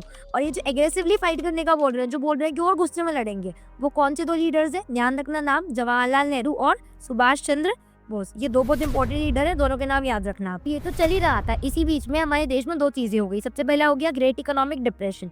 Economic depression कहाँ पर आया था? अमेरिका में आया था। वहाँ का स्टॉक मार्केट जो वॉल स्ट्रीट एक्सचेंज था वो क्रैश हो गया था, इस कारण ग्रेट इकोनॉमिक डिप्रेशन आया था, जिसके इम्पैक्ट आपको इंडिया में भी देखने को मिले थे। 1929 में आया था, और ये आपको ज्यादा काम का नहीं है। इंपॉर्टेंट क्या आया था? सेकंड चीज यहाँ पर आई थी साइमन कमीशन। ये बहुत ज्यादा इंपॉर्टेंट है, जो आपको ध्यान रखनी है। साइमन कमीशन इंडिया में आया था, ये बहुत ज्यादा इंपॉर्टेंट है। हाँ जी, तो एक इंपॉर्टेंट टॉपिक साइमन कमीशन क्या था? पहली बात बहुत ध्यान से सुनना। क्या हुआ था कि इंडिया में बहुत ज्यादा रिवोल्ट हो रहे थे, प्रोटेस्ट हो रहे थे। इसी कारण ब्रिटेन में जब एक न्यू गवर्नमेंट बनी, टोरी गवर्नमेंट, उन्होंने क्या करा, एक कमीशन भेजा, स्टैट्यूटरी कमीशन। स्टैट्यूटरी मतलब क्या? उसको लॉ के थ्रू बनाया गया था। एक कमीशन भेजा, उस कमीशन के हेड कौन थे? Sir John Simon. इसीलिए इस कमीशन का नाम क्या पड़ गया? Simon commission. अब इस साइमन कमीशन को ऑर्डर किया था कि आप भैया इंडिया में जाओ। अब सवाल ये उठता है कि साइमन कमीशन को भेजा क्यों था? इसको भेजा क्यों गया था? इंडिया में जितने भी प्रोटेस्ट हो रहे थे उन सबको देखने के लिए कि भैया जाकर पता करके आओ कि क्या कारण है जिस वजह से इंडियन जो है वो खुश नहीं है, और कुछ चेंजेस बताओ। तो जो भी कॉन्स्टिट्यूशनल चेंजेस होने हैं वो ये सजेस्ट करेगी। एक दिक्कत क्या थी? साइमन कमीशन में एक भी इंडियन मेंबर नहीं था। तो बस ध्यान रखना, साइमन कमीशन टोरी गवर्नमेंट ने भेजा था under the leadership of sir John Simon. क्यों भेजा था? ताकि वो कुछ चेंजेस सजेस्ट कर सके इंडिया की कॉन्स्टिट्यूशनल सिस्टम में। पर दिक्कत क्या थी? इसमें एक भी इंडियन मेंबर नहीं था। तो लॉजिकल चीज, अगर दिमाग भी लगाओगे, जैसे ही साइमन कमीशन आएगा हम लोग क्या बोलेंगे? बोले नहीं चाहिए, जाओ यहाँ से। तो जैसे ही साइमन कमीशन इंडिया में आया, इंडिया में नारे लगना शुरू हो गए, साइमन गो बैक। तो जैसे ही इंडिया में साइमन कमीशन आया था 1928 में, it was greeted with the slogan Simon go back Simon. अच्छा, यहाँ पर सारी पार्टी, क्योंकि यहाँ पे हिंदू महासभा भी बन चुकी थी, यहाँ पर हमारी मुस्लिम लीग भी आ चुकी है, और यहाँ पर हमारी कांग्रेस भी आ चुकी है। तो सब लोगों ने मिलकर क्यूमुलेटिवली इस कमीशन का विरोध किया था, इस कमीशन के खिलाफ खड़े हुए थे। इसीलिए यहाँ पर बहुत ज्यादा वायलेंस क्रिएट होने लगी थी। इसी कारण जो ब्रिटिश गवर्नमेंट है उन्होंने स्टार्ट कर दिया था लाठी चार्ज, है ना, लाठी चार्ज शुरू कर दिया था। और इसी लाठी चार्ज में हमारे एक इंपॉर्टेंट जो हमारे एक्सट्रीमिस्ट लीडर थे लाला लाजपत राय, जिनमें लाठी चार्ज के दौरान इनकी डेथ हो जाती है। एंड ये आपको साइड में ना ब्लॉक में लिखा हुआ है, ये बहुत इंपॉर्टेंट है, बिकॉज बहुत बार ये आपको 1 मार्कर एमसीक्यू में पूछा गया है। आपको साइड वाले ब्लॉक्स इंपॉर्टेंट है, पर जो मैं बता रही हूँ ना आपको सिर्फ वही करना है उसमें से। ये देखो, मुझे ब्लॉक से एक चीज और याद है, जो भी हमने पढ़ा था ना अवध वाला केस, उसी में ना साइड में एक ब्लॉक था कि एक बारदोली सत्याग्रह किया था। वो करवाया किसने था? ध्यान रखना, बारदोली सत्याग्रह 1928 में हुआ था, उसको करवाया था सरदार वल्लभ भाई पटेल ने। वो इंपॉर्टेंट है, उसको ध्यान रखना है आपको। हाँ, तो अभी हमने क्या देखा, साइमन कमीशन आ चुका है, हम लोगों ने बोल दिया भैया साइमन वापस जाओ, यहाँ पर लाठीचार्ज में लाला लाजपत राय की डेथ हो चुकी है। देखो ये फोटो भी आपको दिख जाएगा आपकी बुक में, साइमन गो बैक के स्लोगन देते हुए। इसके बाद में हमको पढ़ना है डिमांड फॉर पूर्ण स्वराज क्या थी। अब नेक्स्ट स्टोरी बहुत ध्यान से सुनना, तो अब ये बहुत इंपॉर्टेंट स्टोरी है, इसको बहुत ध्यान से सुनना। साइमन कमीशन आ चुका था, लोग बहुत ज्यादा गुस्से में है, लाठीचार्ज में लाला लाजपत राय की डेथ भी हो चुकी है, तो अब लोगों के मन में बहुत ज्यादा गुस्सा भरा चुका है। इसी बीच में इस टाइम में जो वाइसरॉय थे, वाइसरॉय कौन थे इस टाइम में, लॉर्ड इरविन। तो लॉर्ड इरविन, आपकी बुक में भी एक लाइन लिखी है, in an effort to win them over, इनको जीतने के लिए इरविन भाई साहब ने सोचा एक लॉलीपॉप दे। अब इनने लॉलीपॉप का नाम क्या रखा, डोमिनेंट स्टेटस। तो ध्यान रखना 1929 में लॉर्ड इरविन लेके आए डोमिनेंट स्टेटस। अभी डोमिनेंट स्टेटस क्या होता है, डोमिनेंट स्टेटस का मतलब ये होता है कि जो भी लोकल चीजें हैं वो इंडियन संभाल सकते हैं, बट अभी भी जो एक्चुअल कंट्रोल है, एक्चुअल जो पावर है, अभी भी वो किसके हाथ में रहेगी, ब्रिटिश के हाथ में रहेगी। और जो लोकल चीजें हैं वो सारे इंडियन संभाल सकते हैं। पर हमने क्या बोला, बोले नहीं चाहिए, बिकॉज हमको समझ में आ गया था कि हमको ना पागल बनाते हैं। हम कुछ भी प्रोटेस्ट करने जाते हैं, ये हमको पागल बना के कुछ छोटी मोटी चीजें देते हैं, हम मान जाते हैं और हम वापस चले जाते हैं। तो इस बार हमने साफ मना कर दिया कि डोमिनेंट स्टेटस तो नहीं चाहिए। अब क्यों नहीं चाहिए, उसके दो कारण थे। सबसे पहली चीज, ये डोमिनेंट स्टेटस हमको अभी नहीं चाहिए, ये हमको चाहिए था ऑलरेडी 10 साल पहले। तो हमने यूं ही मना कर दिया कि भैया ये जो डोमिनेंट स्टेटस है ये हम कब मांग रहे थे, 10 ईयर्स पहले मांग रहे थे, और तुम अब आके दे रहे हो, तो अब तो हम इसमें मानेंगे ही नहीं। दूसरा क्या होता, डोमिनेंट स्टेटस उन्होंने बोला था अनप्रेसिडेंटेड फ्यूचर, मतलब क्या कि डोमिनेंट स्टेटस देंगे तो सही, पर लॉर्ड इरविन ने बोला कब देंगे नहीं पता, बस देंगे। ये वही बात हो जाती है कि मम्मी पापा बोलते हैं दिला देंगे, अब कब दिलाएंगे नहीं पता, और जब वो दिलाने वाले होते हैं तब तक तुम्हारी डिमांड बढ़ जाती है। अब ये देने आया है डोमिनेंट स्टेटस और हमारी डिमांड बढ़ गई, हम क्या चाह रहे हैं, पूर्ण स्वराज चाह रहे हैं। फिर क्या होता है, जो तुम्हारी डिमांड बढ़ जाती है तो मम्मी पापा क्या बोलते हैं, कोई बात नहीं एक और चीज ले ले। तो इन्होंने डोमिनेंट स्टेटस के साथ में एक और चीज ऑफर करी थी, राउंड टेबल कॉन्फ्रेंस 1। पर तुम तो जिद्दी हो चुके हो, तुमने मना कर दिया, बोले नहीं नहीं ऐसे थोड़ा ना चलता है। इसीलिए इसकी जो दोनों डिमांड्स थी, भले ही वो डोमिनेंट स्टेटस की डिमांड हो या राउंड टेबल कॉन्फ्रेंस 1 की डिमांड हो, इन दोनों डिमांड्स को रिजेक्ट कर दिया गया। और कांग्रेस ने बोला कि अब हमको ये नहीं चाहिए, अब हमको चाहिए पूर्ण Swaraj, that is complete independence. और इसी के लिए कांग्रेस का एक सेशन हुआ था जो बहुत बहुत बहुत ज्यादा इंपॉर्टेंट है, तो स्टार मार्क करना, लाहौर सेशन। लाहौर सेशन हुआ कब था, लाहौर सेशन हुआ था 1929 में। इसकी प्रेसिडेंसी किसने करी थी, इंपॉर्टेंट है ध्यान रखना, जवाहरलाल नेहरू ने इसकी प्रेसिडेंसी की थी। सेशन में ने डिक्लेयर क्या किया था, दैट हम क्या लेके रहेंगे, पूर्ण स्वराज, या फिर इसको हम इंग्लिश में बोलेंगे कंप्लीट इंडिपेंडेंस। तो इन्होंने ऑलरेडी डेट डिसाइड कर ली थी। तो स्टोरी क्या है कि 26 जनवरी 1930 तक हम पूर्ण स्वराज गेन कर लेंगे। पर तुम दिमाग लगाओ, क्या हम आजाद हो गए थे, नहीं हुए थे। हम आजाद कब हुए, 1947 में। तो लॉजिकल जो चीज है, इस देर तक हमको आजादी नहीं मिली थी, और इसके बाद में हमारा सीडीएम की शुरुआत होने वाली है, that is civil disobedience movement. अब इस 26 जनवरी की बहुत ज्यादा इंपॉर्टेंस है, बिकॉज जब हमें इंडिपेंडेंस मिली थी हमारा कॉन्स्टिट्यूशन बन के तैयार हो गया था 26 नवंबर 1949 में। बट हमने 2 महीने इंतजार किया और हमने कॉन्स्टिट्यूशन को इम्प्लीमेंट किया था 26 जनवरी 1950 में। ये क्यों किया था हमने, इसी लाहौर सेशन की वजह से, बिकॉज हमने याद किया कि आज से 20 साल पहले हमने डिसाइड किया था कि 26 जनवरी को हम क्या बनाएंगे, पूर्ण स्वराज बनाएंगे। बट हमको आज़ादी कब मिल गई है, 15 अगस्त को 1947 में। इसी कारण हमको ध्यान आया, तो हमने सोचा एक काम करते हैं, 2 महीने रुक जाते हैं, और जो 26 जनवरी हमने 20 साल पहले डिसाइड करी थी उसको अब जाकर इम्प्लीमेंट करते हैं, और 26 जनवरी को हम क्या बनाएंगे, हमारा रिपब्लिक डे बनाएंगे। तो ये स्टोरी वहां से लिंक है ना, तो ध्यान रखना। एक बार स्लाइड शो कर देती हूँ आपको फटाफट से। तो लॉर्ड इरविन ने अक्टूबर 1929 में एक वेव ऑफर दिया था डोमिनेंट स्टेटस का, कांग्रेस लीडर्स ने मना कर दिया, बोले हमको तो ये चाहिए ही नहीं। इसके बाद में लाहौर सेशन हुआ था दिसंबर 1929 में, जिसमें पूर्ण स्वराज या फिर फुल इंडिपेंडेंस, कंप्लीट इंडिपेंडेंस की बात करी थी, और डिक्लेयर कर दिया था क्या कि 26 जनवरी 1930 को हमारा क्या होगा, इंडिपेंडेंस डे होगा। इसका आंसर तो सबसे पहले ये डोमिनेंट स्टेटस को ऑफर किसने दिया था, लॉर्ड इरविन ने दिया था। इसका आंसर करो फटाफट से, पूर्ण स्वराज कौन से सेशन में अडॉप्ट किया गया था, कौन से सेशन में हुआ था, लाहौर। हुआ कब था जल्दी बताओ, 1929 का, कौन से मंथ में हुआ था, दिसंबर में हुआ था, ध्यान रखना। प्रेसिडेंसी किसने करी थी इसकी, जवाहरलाल नेहरू ने। 31 जनवरी की बात है, 31 जनवरी को गांधी जी ने लेटर लिखा, letter to Irwin, letter to God नहीं है ये, कौन सा है, लेटर टू इरविन। इरविन भाई साहब को एक लेटर लिखा। इस लेटर में इन्होंने लिखी टोटल 11 डिमांड्स, टोटल 11 डिमांड्स लिखी, और इसमें एक इंपॉर्टेंट डिमांड, सबसे इंपॉर्टेंट डिमांड क्या थी, सॉल्ट टैक्स की डिमांड थी। ये इंपॉर्टेंट है, हम पढ़ने वाले हैं। तो ये जो उन्होंने लेटर लिखा था, इस लेटर के नीचे उन्होंने साफ लिख दिया था कि देखो भैया मेरी ये डिमांड है। ये लेटर एक अल्टीमेटम था, इस लेटर में इन्होंने लिख दिया था अगर मेरी डिमांड्स पूरी नहीं हुई, कब तक, 11 मार्च तक। कब तक, 11 मार्च तक। तो मैं भैया शुरू करूंगा क्या, CDM शुरू कर दूंगा। ठीक है, तो इसीलिए आपकी बुक में लिखा है this letter was an ultimatum to Lord Irwin, जिसमें लिखा था कि अगर ये डिमांड्स पूरी नहीं होंगी तो 11 मार्च से सीडीएम फुल फ्लेजेड शुरू हो जाएगा। अब सवाल ये आता है कि सॉल्ट टैक्स क्या था? तो देखो, ब्रिटिश गवर्नमेंट सॉल्ट के ऊपर एक टैक्स लिया करती थी, तो इसी को विरोध करने के लिए गांधी जी ने एक सॉल्ट टैक्स लिया। अब सवाल ये है कि सॉल्ट ही क्यों लिया? बिकॉज सॉल्ट एक ऐसी चीज है जो एक गरीब या अमीर सबको ही कंज्यूम करते हैं, तो गांधी जी ने सोचा कि सॉल्ट एक ऐसा टॉपिक हो सकता है जो गरीब और अमीर सबको यूनाइट कर सकता है, इसीलिए उन्होंने सॉल्ट वाली चीजें ली। इसके अलावा भी इन्होंने बहुत सारी डिमांड दी थी जो अलग अलग सेक्टर्स या अलग अलग सेक्शंस के लिए हुआ करती थी, बट सॉल्ट सबसे ज्यादा कॉमन डिमांड थी, तो सारे ही लोगों को इनकम्पास कर रही थी। इसीलिए आपकी बुक में एक लाइन लिखी है that salt tax reveal the most oppressive face of British rule. ये वेरी शॉर्ट में आता है तो ध्यान रखना। What expresses the most oppressive face of British rule is salt tax. अब देखो, गांधी जी ने तो लेटर दे दिया है अरविंद जी को कि भैया आप पूरी कर दो डिमांड, नहीं तो 11 मार्च में शुरू कर दूंगा। अब तुमको क्या लगता है एरविन मानेंगे क्या? नहीं, एरविन भी नहीं माने, बोले ठीक है कर लो जो करना है। इसी कारण, क्योंकि एरविन ने डिमांड्स को एक्सेप्ट नहीं किया, इसी कारण 11 मार्च से सीडीएम की शुरुआत हो जाती है। ध्यान रखना, 11 मार्च से सीडीएम की शुरुआत हो जाती है। गांधी जी निकलते हैं अपने ट्रस्टेड 78 वॉलंटियर्स के साथ में। कहाँ से कहाँ जाते हैं ध्यान रखना, साबरमती आश्रम से ही जाते हैं। दांडी आश्रम में कितने लोग जाते हैं? 78 लोग जाते हैं। कितने माइल्स चलते हैं? 240 माइल्स चलते हैं। 24 डेज के लिए जाते हैं, मतलब 10 माइल्स पर डे चलते हैं ये लोग। और फाइनली ये यहाँ पर पहुंच जाते हैं और 6 अप्रैल को ये जाकर यहाँ पर समुद्र के पानी से सॉल्ट बना लेते हैं, तो सॉल्ट लॉ यहाँ पर अबॉलिश हो जाता है। तो 6 अप्रैल को क्या हुआ था? फाइनली सॉल्ट लॉ ब्रेक हो गया। तो ध्यान रखना, सिविल डिसोबीडियंस कैंपेन शुरू कब हो चुका था? 11 मार्च को। फिर इन्होंने निकले 78 वॉलंटियर्स और इन्होंने ट्रैवल किए 24 डेज, और उसके बाद में इन्होंने 6 अप्रैल को जाकर सॉल्ट लॉ ब्रेक किया था। तो ब्रेक किस दिन हुआ था? 6 अप्रैल को। एक बार फटाफट से स्लाइड्स में कवर कर लेते हैं। वही सॉल्ट जो है वो सबसे ज्यादा पावरफुल सिंबल है, बिकॉज ये सबको यूनाइट कर सकता है। सॉल्ट जो है वो सबको ही, गरीब अमीर सबको ही खाते हैं। सॉल्ट बहुत ज्यादा एसेंशियल है। इसी कारण गांधी जी ने सोचा कि अब सॉल्ट को लेंगे, और इसी कारण बोलते हैं the tax on salt the government monopoly over its production reveal the most oppressive face of British rule. ये आपको एमसीक्यू में आता है, ध्यान रखना। के बाद में मैंने जो आपको बताया 31 जनवरी को एक लेटर लिख दिया था महात्मा गांधी ने अरविंद जी को। 11 डिमांड्स थी उसके अंदर, में कुछ डिमांड स्पेसिफिक थी और कुछ डिमांड पर्टिकुलर इंटरेस्ट ग्रुप की थी, या तो इंडस्ट्रियलिस्ट की हो सकती है, पीजेंट्स की हो सकती है। बस में एक सबसे ज्यादा कॉमन डिमांड कौन सी थी? सॉल्ट टैक्स वाली। आइडिया बिहाइंड दिस, आइडिया क्या था कि उनको डिमांड्स को इतना ज्यादा वाइड रेंजिंग बनाना था कि सारे के सारे ग्रुप्स इस पूरे आंदोलन में जुड़ सके, बिकॉज अगर वो एक ही डिमांड लेंगे तो उससे एक ही ग्रुप जुड़ेगा। उन्होंने सोचा कि काम करते सारे ग्रुप्स की डिमांड, उससे क्या होगा, सारे ग्रुप्स ही इस सीडीएम में जुड़ने वाले हैं। सबसे ज्यादा स्टीयरिंग मतलब सबसे ज्यादा घुमा देने वाली कौन सी डिमांड थी इसमें से? सॉल्ट टैक्स, जो सबको इनकम्पास करने वाली है, जो सबको इंक्लूड करने वाली है। तो भाई गांधी जी का जो लेटर था वो एक तरीके से अल्टीमेटम था। उन्होंने साफ बोल दिया था अगर मेरी डिमांड्स 11 मार्च तक शुरू नहीं हुई तो मैं एक सिविल डिसोबीडियंस कैंपेन की शुरुआत कर दूंगा। एरविन भाई साहब ने माना ही नहीं, बोले ठीक है नहीं मान रहे हैं।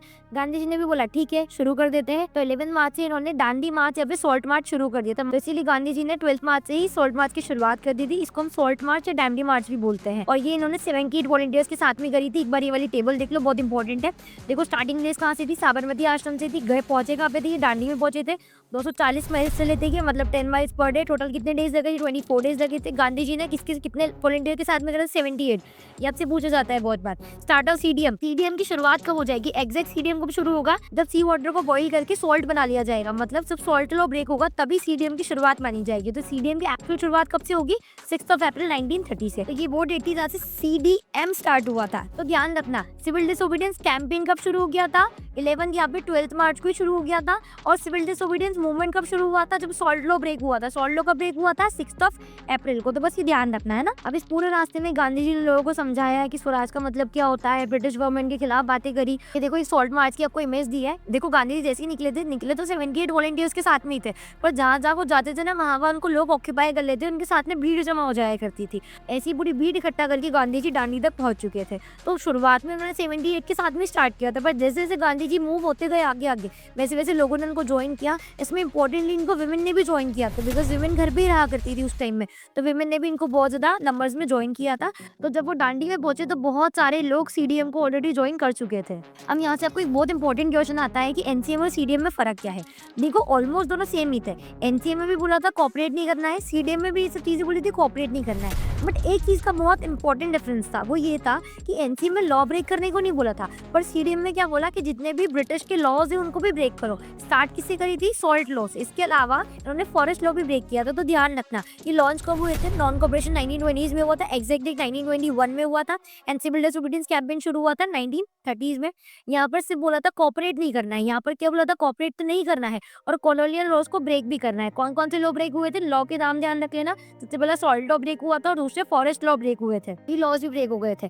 यहाँ पर क्यों मूवमेंट कॉल अप हुआ था, चौरी चौरा इंसिडेंट हो गया था 1922 में, जो हमने पढ़ लिया है गोरखपुर यूपी में, और ये वाला हम पढ़ने वाले अभी गांधी इरविन पैक्ट हुआ था। पार्टिसिपेशन इसमें छोटे छोटे वर्कर का था, यहाँ पर क्या था स्मॉल वर्कर्स का कोई भी पार्टिसिपेशन, स्मॉल फार्मर्स का कोई भी पार्टिसिपेशन नहीं था। ये बेसिक का बीच का पोर्शन है, ऐसे खास इंपॉर्टेंट नहीं है। जैसे ही सिविल डिसोबीडियंस मूवमेंट की शुरुआत हो गई थी, अलग अलग जगह अलग अलग लोगों ने सॉल्ट लॉ को ब्रेक किया, अलग अलग जगह लोगों ने नमक बनाए in front of government officials, government salt factories. इसके अलावा जैसे जैसे मूवमेंट स्प्रेड हुआ, वही सेम चीज़ जो पहले भी करते आए हैं ये लोग, इन्होंने फॉरेन क्लॉथ्स को बाइकआउट किया, लिकर शॉप्स को पिकेट किए, विलेज ऑफिशियल से रिजाइन कर दिया, पीजन से मना कर दिया, बोले चौकीदारी और रेवेन्यू टैक्स नहीं देंगे। अच्छा, ये फॉरेस्ट लॉ जो मैं अभी आपको बता रही थी कि फॉरेस्ट लॉ को ब्रेक कर दिया और सब लोग रिजर्व फॉरेस्ट में जाते थे ताकि वो फ्यूल वूड या फिर अपने कैटल्स को चरा सके। तो इन शॉर्ट यहाँ पर इन्होंने लॉज को ब्रेक करने की शुरुआत कर दी थी। अब हमेशा की तरह क्या होता है, ब्रिटिश गवर्नमेंट को डर लगता है और वो उठाती है और हमारे लीडर्स को जेल में डाल देती है। तो यही हुआ, जितने भी डेवलपमेंट थे उससे कॉलोनियल गवर्नमेंट बहुत ज़्यादा टेंशन में आने लगी थी। इसी कारण उन्होंने कांग्रेस लीडर्स को अरेस्ट करना शुरू कर दिया। अब जैसे ही अरेस्ट करेंगे तो बहुत ज़्यादा क्या होंगे, और ज़्यादा क्लैशेस होंगे। और ऐसे ही डिवोटेड डिसाइपल थे महात्मा गांधी के खान अब्दुल गफर खान, जिनको अरेस्ट कर लिया गया था अप्रैल 1930 में। इसी कारण पेशावर में बहुत सारे लोगों ने आंदोलन किया था, जिसपे ब्रिटिश गवर्नमेंट ने ओपन फायरिंग कर दी थी। इस फायरिंग में बहुत सारे लोग मारे गए थे। कुछ टाइम बाद ही महात्मा गांधी को भी इन्होंने अरेस्ट कर लिया। जब महात्मा गांधी को अरेस्ट किया तो उस टाइम में भी शोलापुर में वर्कर्स थे, वहाँ पर बहुत ज्यादा वायलेंस होने लगा। इन शॉर्ट, जैसे जैसे गवर्नमेंट को डर लग रहा था वैसे वैसे वो कांग्रेस के लीडर्स को अरेस्ट कर रही थी, और जितना ज्यादा वो अरेस्ट कर रही थी उतना ज्यादा लोग और ज्यादा प्रोटेस्ट कर रहे थे और वो और ज्यादा ब्रूटली रिस्पॉन्ड कर रही थी। तो गवर्नमेंट रिस्पॉन्ड कर रही थी ब्रूटल रिप्रेशन से, लोगों को मार रही थी। पीसफुल सत्याग्रही जो अच्छे शांतिपूर्वक काम कर रहे थे उनको अटैक कर रही थी, इवन बच्चों को भी मार रही थी, विमेन को मार रही थी। बहुत सारे, ऑलमोस्ट देखो इन्होंने 1 लाख लोगों को अरेस्ट कर लिया था। अच्छा, एक चीज, इस टाइम में गांधी जी अभी भी जेल में ही है बिकॉज वो अरेस्ट हो चुके हैं। अब गांधी जी को जब मालूम पड़ रहा है कि यार मैं तो जेल में हूँ और मेरे पीछे वायलेंस हो रही है, तो गांधी जी ने डिसाइड किया कि यार ऐसे तो काम नहीं चल पाएगा, बिकॉज अगेन कांग्रेस हमेशा से कैसा मूवमेंट चाहती है जो नॉन वायलेंट हो। तो जैसे ही गांधी जी को पता पड़ा कि इतने ज्यादा वायलेंस हो रहा है, तो गांधी जी ने डिसाइड करा कि यार अब मैं क्या करूंगा, सीडीएम को विड्रॉ कर लूंगा। तो ये सब वायलेंस का सुन के गांधी जी ने सीडीएम को विड्रॉ कर लिया। और उस टाइम में वाइसरॉय कौन थे, लॉर्ड इरविन। तो लॉर्ड इरविन के साथ में इन्होंने एक पैक्ट कर दिया, एक संधि कर ली, एक एग्रीमेंट कर लिया, और इसी को हम जानते हैं गांधी इरविन पैक्ट के नाम से। अब ये क्या है वो बताती हूँ मैं। हाँ, तो गांधी इरविन पैक्ट कब हुआ था, डेट याद रखना बहुत ज्यादा इंपॉर्टेंट है। 5 मार्च 1931 को गांधी इरविन पैक्ट हो गया। इस एक्ट का मेन कंक्लूजन ये था कि सीडीएम अब जो है वो खत्म हो चुका है। गांधी जी ने एक्सेप्ट कर ली है round table conference second, round table conference accept कर ली है। और ये राउंड टेबल कॉन्फ्रेंस सेकंड कब होगी, दिसंबर 1931 में। तो इस इरविन पैक्ट में क्या हुआ था, गांधी जी ने कंसेंट कर लिया था कि हाँ भैया ठीक है, हम राउंड टेबल कॉन्फ्रेंस सेकंड में पार्टिसिपेट करेंगे एंड कॉल ऑफ कर लिया सीडीएम को। अच्छा, ये राउंड टेबल सेकंड कॉन्फ्रेंस होनी कहाँ थी, लंदन में होनी थी। तो यही हुआ, राउंड टेबल सेकंड कॉन्फ्रेंस हुई थी लंदन में दिसंबर 1931 में। वहाँ पर गांधी जी गए थे। ये राउंड टेबल कॉन्फ्रेंस की आपको फोटो दिख रही है ना, ये गांधी जी बैठे हैं यहाँ पर। अच्छा, यहाँ पर ना BR अम्बेडकर जी भी थे। अच्छा, एक चीज और ध्यान रखना, कांग्रेस ने बॉयकॉट कर रही थी फर्स्ट राउंड टेबल कॉन्फ्रेंस। ये कब आई थी बेटा, फर्स्ट राउंड टेबल कॉन्फ्रेंस, मैंने आपको बताया था ना, डोमिनेंट स्टेटस दिया था, एक लॉलीपॉप, फिर माने नहीं तो उसने क्या दिया था, राउंड टेबल कॉन्फ्रेंस 1।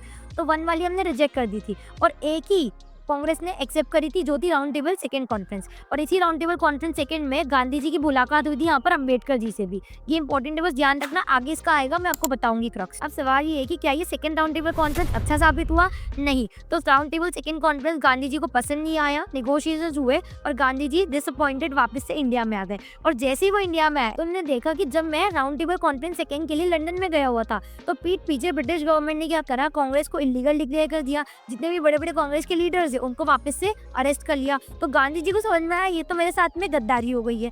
एक तो मेरे को वहां बुला लिया राउंड टेबल सेकंड कॉन्फ्रेंस के लिए, और पीठ पीछे क्या करा, कांग्रेस को इलीगल डिक्लेयर कर दिया, मेरे जितने भी साथी है उन सबको अरेस्ट कर दिया। हाँ, तो ये लिखा है कि जैसे ही गांधी जी वापस से इंडिया में आए, उन्होंने देखा कि गवर्नमेंट और ज्यादा पगला चुकी, और ज्यादा रिप्रेसिव तरीके से एक्शंस ले रही है। इसीलिए खान अब्दुल गफर खान, जवाहरलाल नेहरू, उन सबको जेल में डाल दिया, कांग्रेस को इलीगल डिक्लेयर कर दिया। ऐसी बहुत सारी चीजें की गई जिससे लोग मीटिंग नहीं कर पाए। तो गांधी जी ने सोचा अब क्या किया जाए।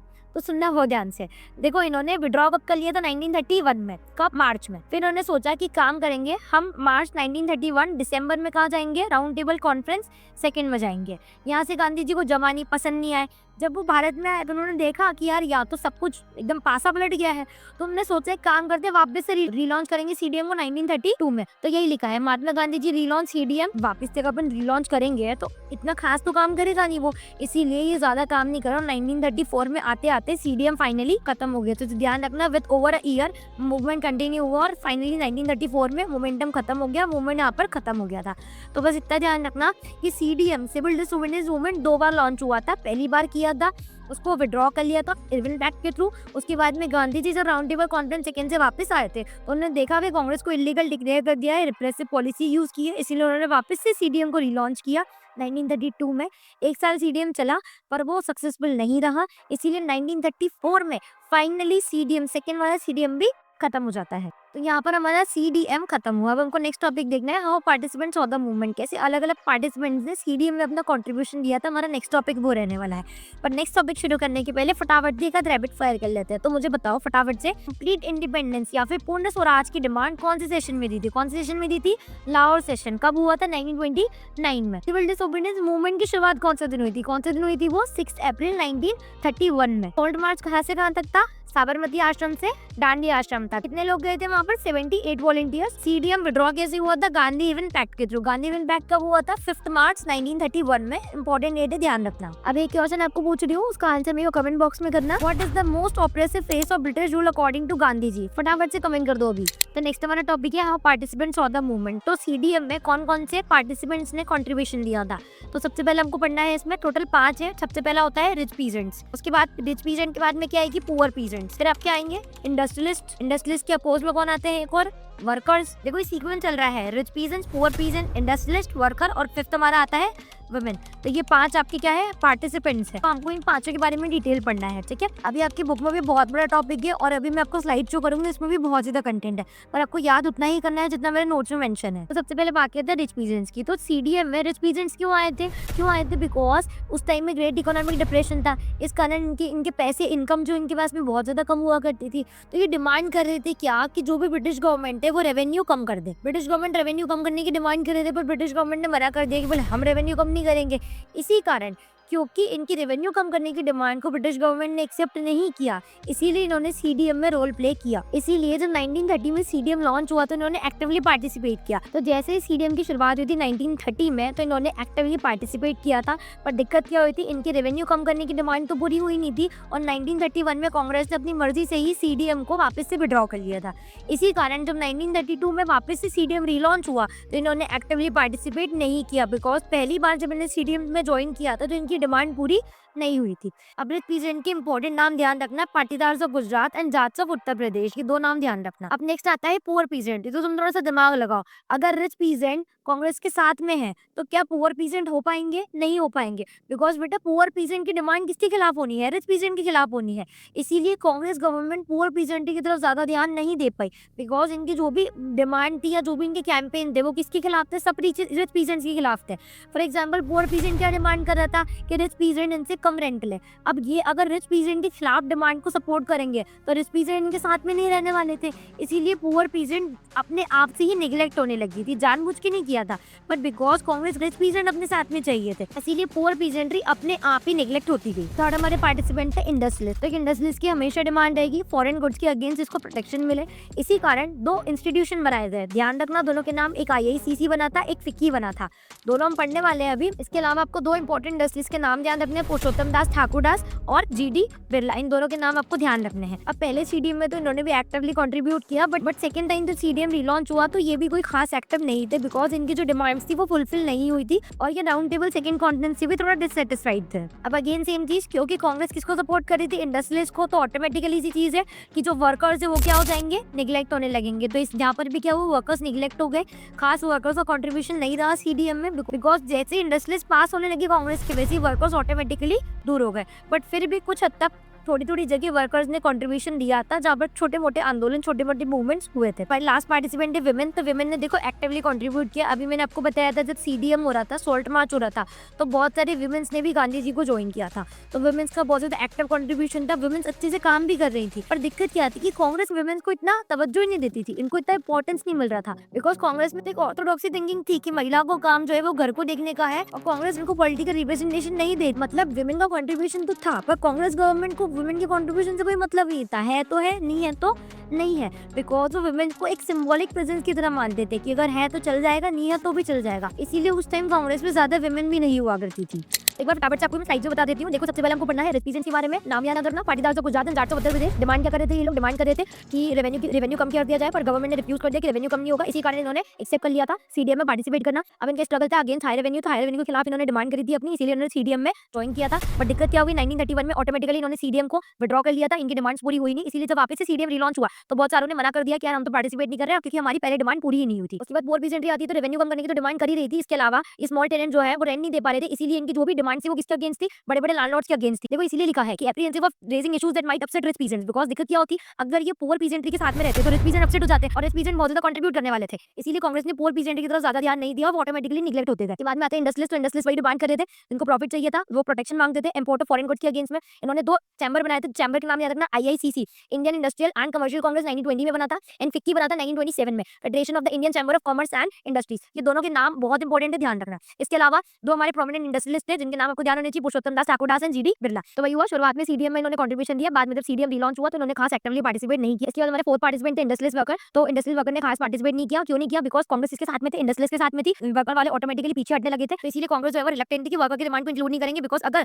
वर्कर की डिमांड को इंक्लूड कर लिया तो कौन नाराज हो जाएंगे? इंडस्ट्रियलिस्ट नाराज हो जाएंगे। इसीलिए खास वर्कर की डिमांड को फुलफिल नहीं किया गया। बट इसके बाद भी थोड़े-थोड़े वर्कर के मूवमेंट हुए थे, थोड़ा सा नाम ध्यान रख लेना बस आप। छोटा नागपुर प्लेट्यू में टिन माइंस में हुआ था, जहां पर रेलवे और डॉक वर्कर्स ने आंदोलन किया था, तो बस ध्यान रखना। इसके बाद में हमारे 5th पार्टिसिपेंट थे विमेन, तो विमेन का लार्ज स्केल पार्टिसिपेशन था, बहुत सारे लोगों ने अपने घर-बार छोड़ दिए थे, पार्टिसिपेट किए थे मार्चेस में, बहुत सारी तो जेल भी गई थी, पर ब्रिटिश गवर्नमेंट को कोई खास फर्क नहीं पड़ता था। वुमेन सब जगह से आती थी, पर देखो Gandhi ji was convinced that it was a duty of women, ये महिलाओं का काम होता है कि उनको घर संभालना है, इसीलिए कांग्रेस विमेन को खास इंपॉर्टेंस नहीं देती थी, एंड उन्हें सिर्फ एक सिंबॉलिक प्रेजेंस की तरह मानती थी, तो उनका होना नहीं होना इनके लिए एक ही बात हो गया था। तो नेक्स्ट हमारा टॉपिक है लिमिट्स ऑफ द सीडीएम। तो सबसे पहला पढ़ते हैं दलित्स के बारे में। तो दलित्स ने सीडीएम में पार्टिसिपेट क्यों नहीं किया था? सबसे पहले तो समझो दलित्स थे कौन। देखो उस टाइम तक वर्ण सिस्टम चला करता था, जिसमें ब्राह्मण, क्षत्रिय, वैश्य, शूद्र हुआ करते थे। तो जो शूद्र वाले लोग थे, जो एकदम लोअर कास्ट के लोग थे, जो भंगी वाले काम करते थे, उन्हीं को दलित्स या फिर अनटचेबल्स कहा जाता है, जिनको बाद में एसटी शेड्यूल कास्ट के नाम से भी जाने गए। तो दलित्स हो गए, अनटचेबल्स हो गए, शेड्यूल कास्ट हो गए, ये सब एक ही है। अब देखो शुरुआत से ही कांग्रेस दलित्स को इग्नोर करती आई थी। कारण क्या था? बिकॉज कांग्रेस में हाई कास्ट हिंदूज थे और वो सनातनी धर्म वाले थे, तो उनको दिक्कत थी कि यार ये नीची जात वाले जो लोग हैं, जो दलित्स है, अगर वो रहेंगे तो दिक्कत हो जाएगी। इसी कारण की हाई कास्ट हिंदू लोग नाराज ना हो जाए, इसीलिए कांग्रेस ने हमेशा से दलित्स को इग्नोर किया। बट जो गांधी जी थे वो कभी भी दलित्स को इग्नोर नहीं करते थे, इसीलिए गांधी जी इनको बोलते थे हरिजन्स। हरिजन्स का मतलब होता है चिल्ड्रन ऑफ गॉड। तो इसीलिए गांधी जी बोलते हैं कि अगर अनटचेबिलिटी खत्म नहीं हुई है तो स्वराज तो आने ही नहीं है। हंड्रेड्स ऑफ ईयर तक स्वराज नहीं आएगा अगर अनटचेबिलिटी खत्म नहीं होगी। अब दलित को सपोर्ट करने के लिए आ गए थे इनके दलित लीडर्स। अब दलित लीडर्स बेसिकली 2 डिमांड कर रहे थे। सबसे पहली वो डिमांड कर रहे थे कि दलित को क्या मिलनी चाहिए? रिजर्व सीट्स मिलनी चाहिए एजुकेशनल इंस्टीट्यूशन पे। जैसे आज के टाइम में हम लोग रिजर्वेशन देते हैं ना, उसी टाइप से इन लोगों ने डिमांड करी थी। इसी तरीके से उन्होंने डिमांड करी थी कि दलित को रिजर्वेशन मिलना चाहिए एजुकेशनल इंस्टीट्यूशन में। दूसरी उन्होंने डिमांड करी थी सेपरेट इलेक्टोरेट की, और इसी बात पर गांधी जी और बी.आर. अम्बेडकर का क्लैश भी हुआ था। तो आरटीसी सेकंड में इन दोनों का क्लैश हुआ था फॉर सेपरेट इलेक्टोरेट। तो गांधी जी सेपरेट इलेक्टोरेट के बहुत ज्यादा खिलाफ थे। अभी मैंने थोड़ी देर पहले आपको बताया था ना कि Gandhi ji round table conference second से डिससेटिस्फाइड आए थे। क्यों आए थे?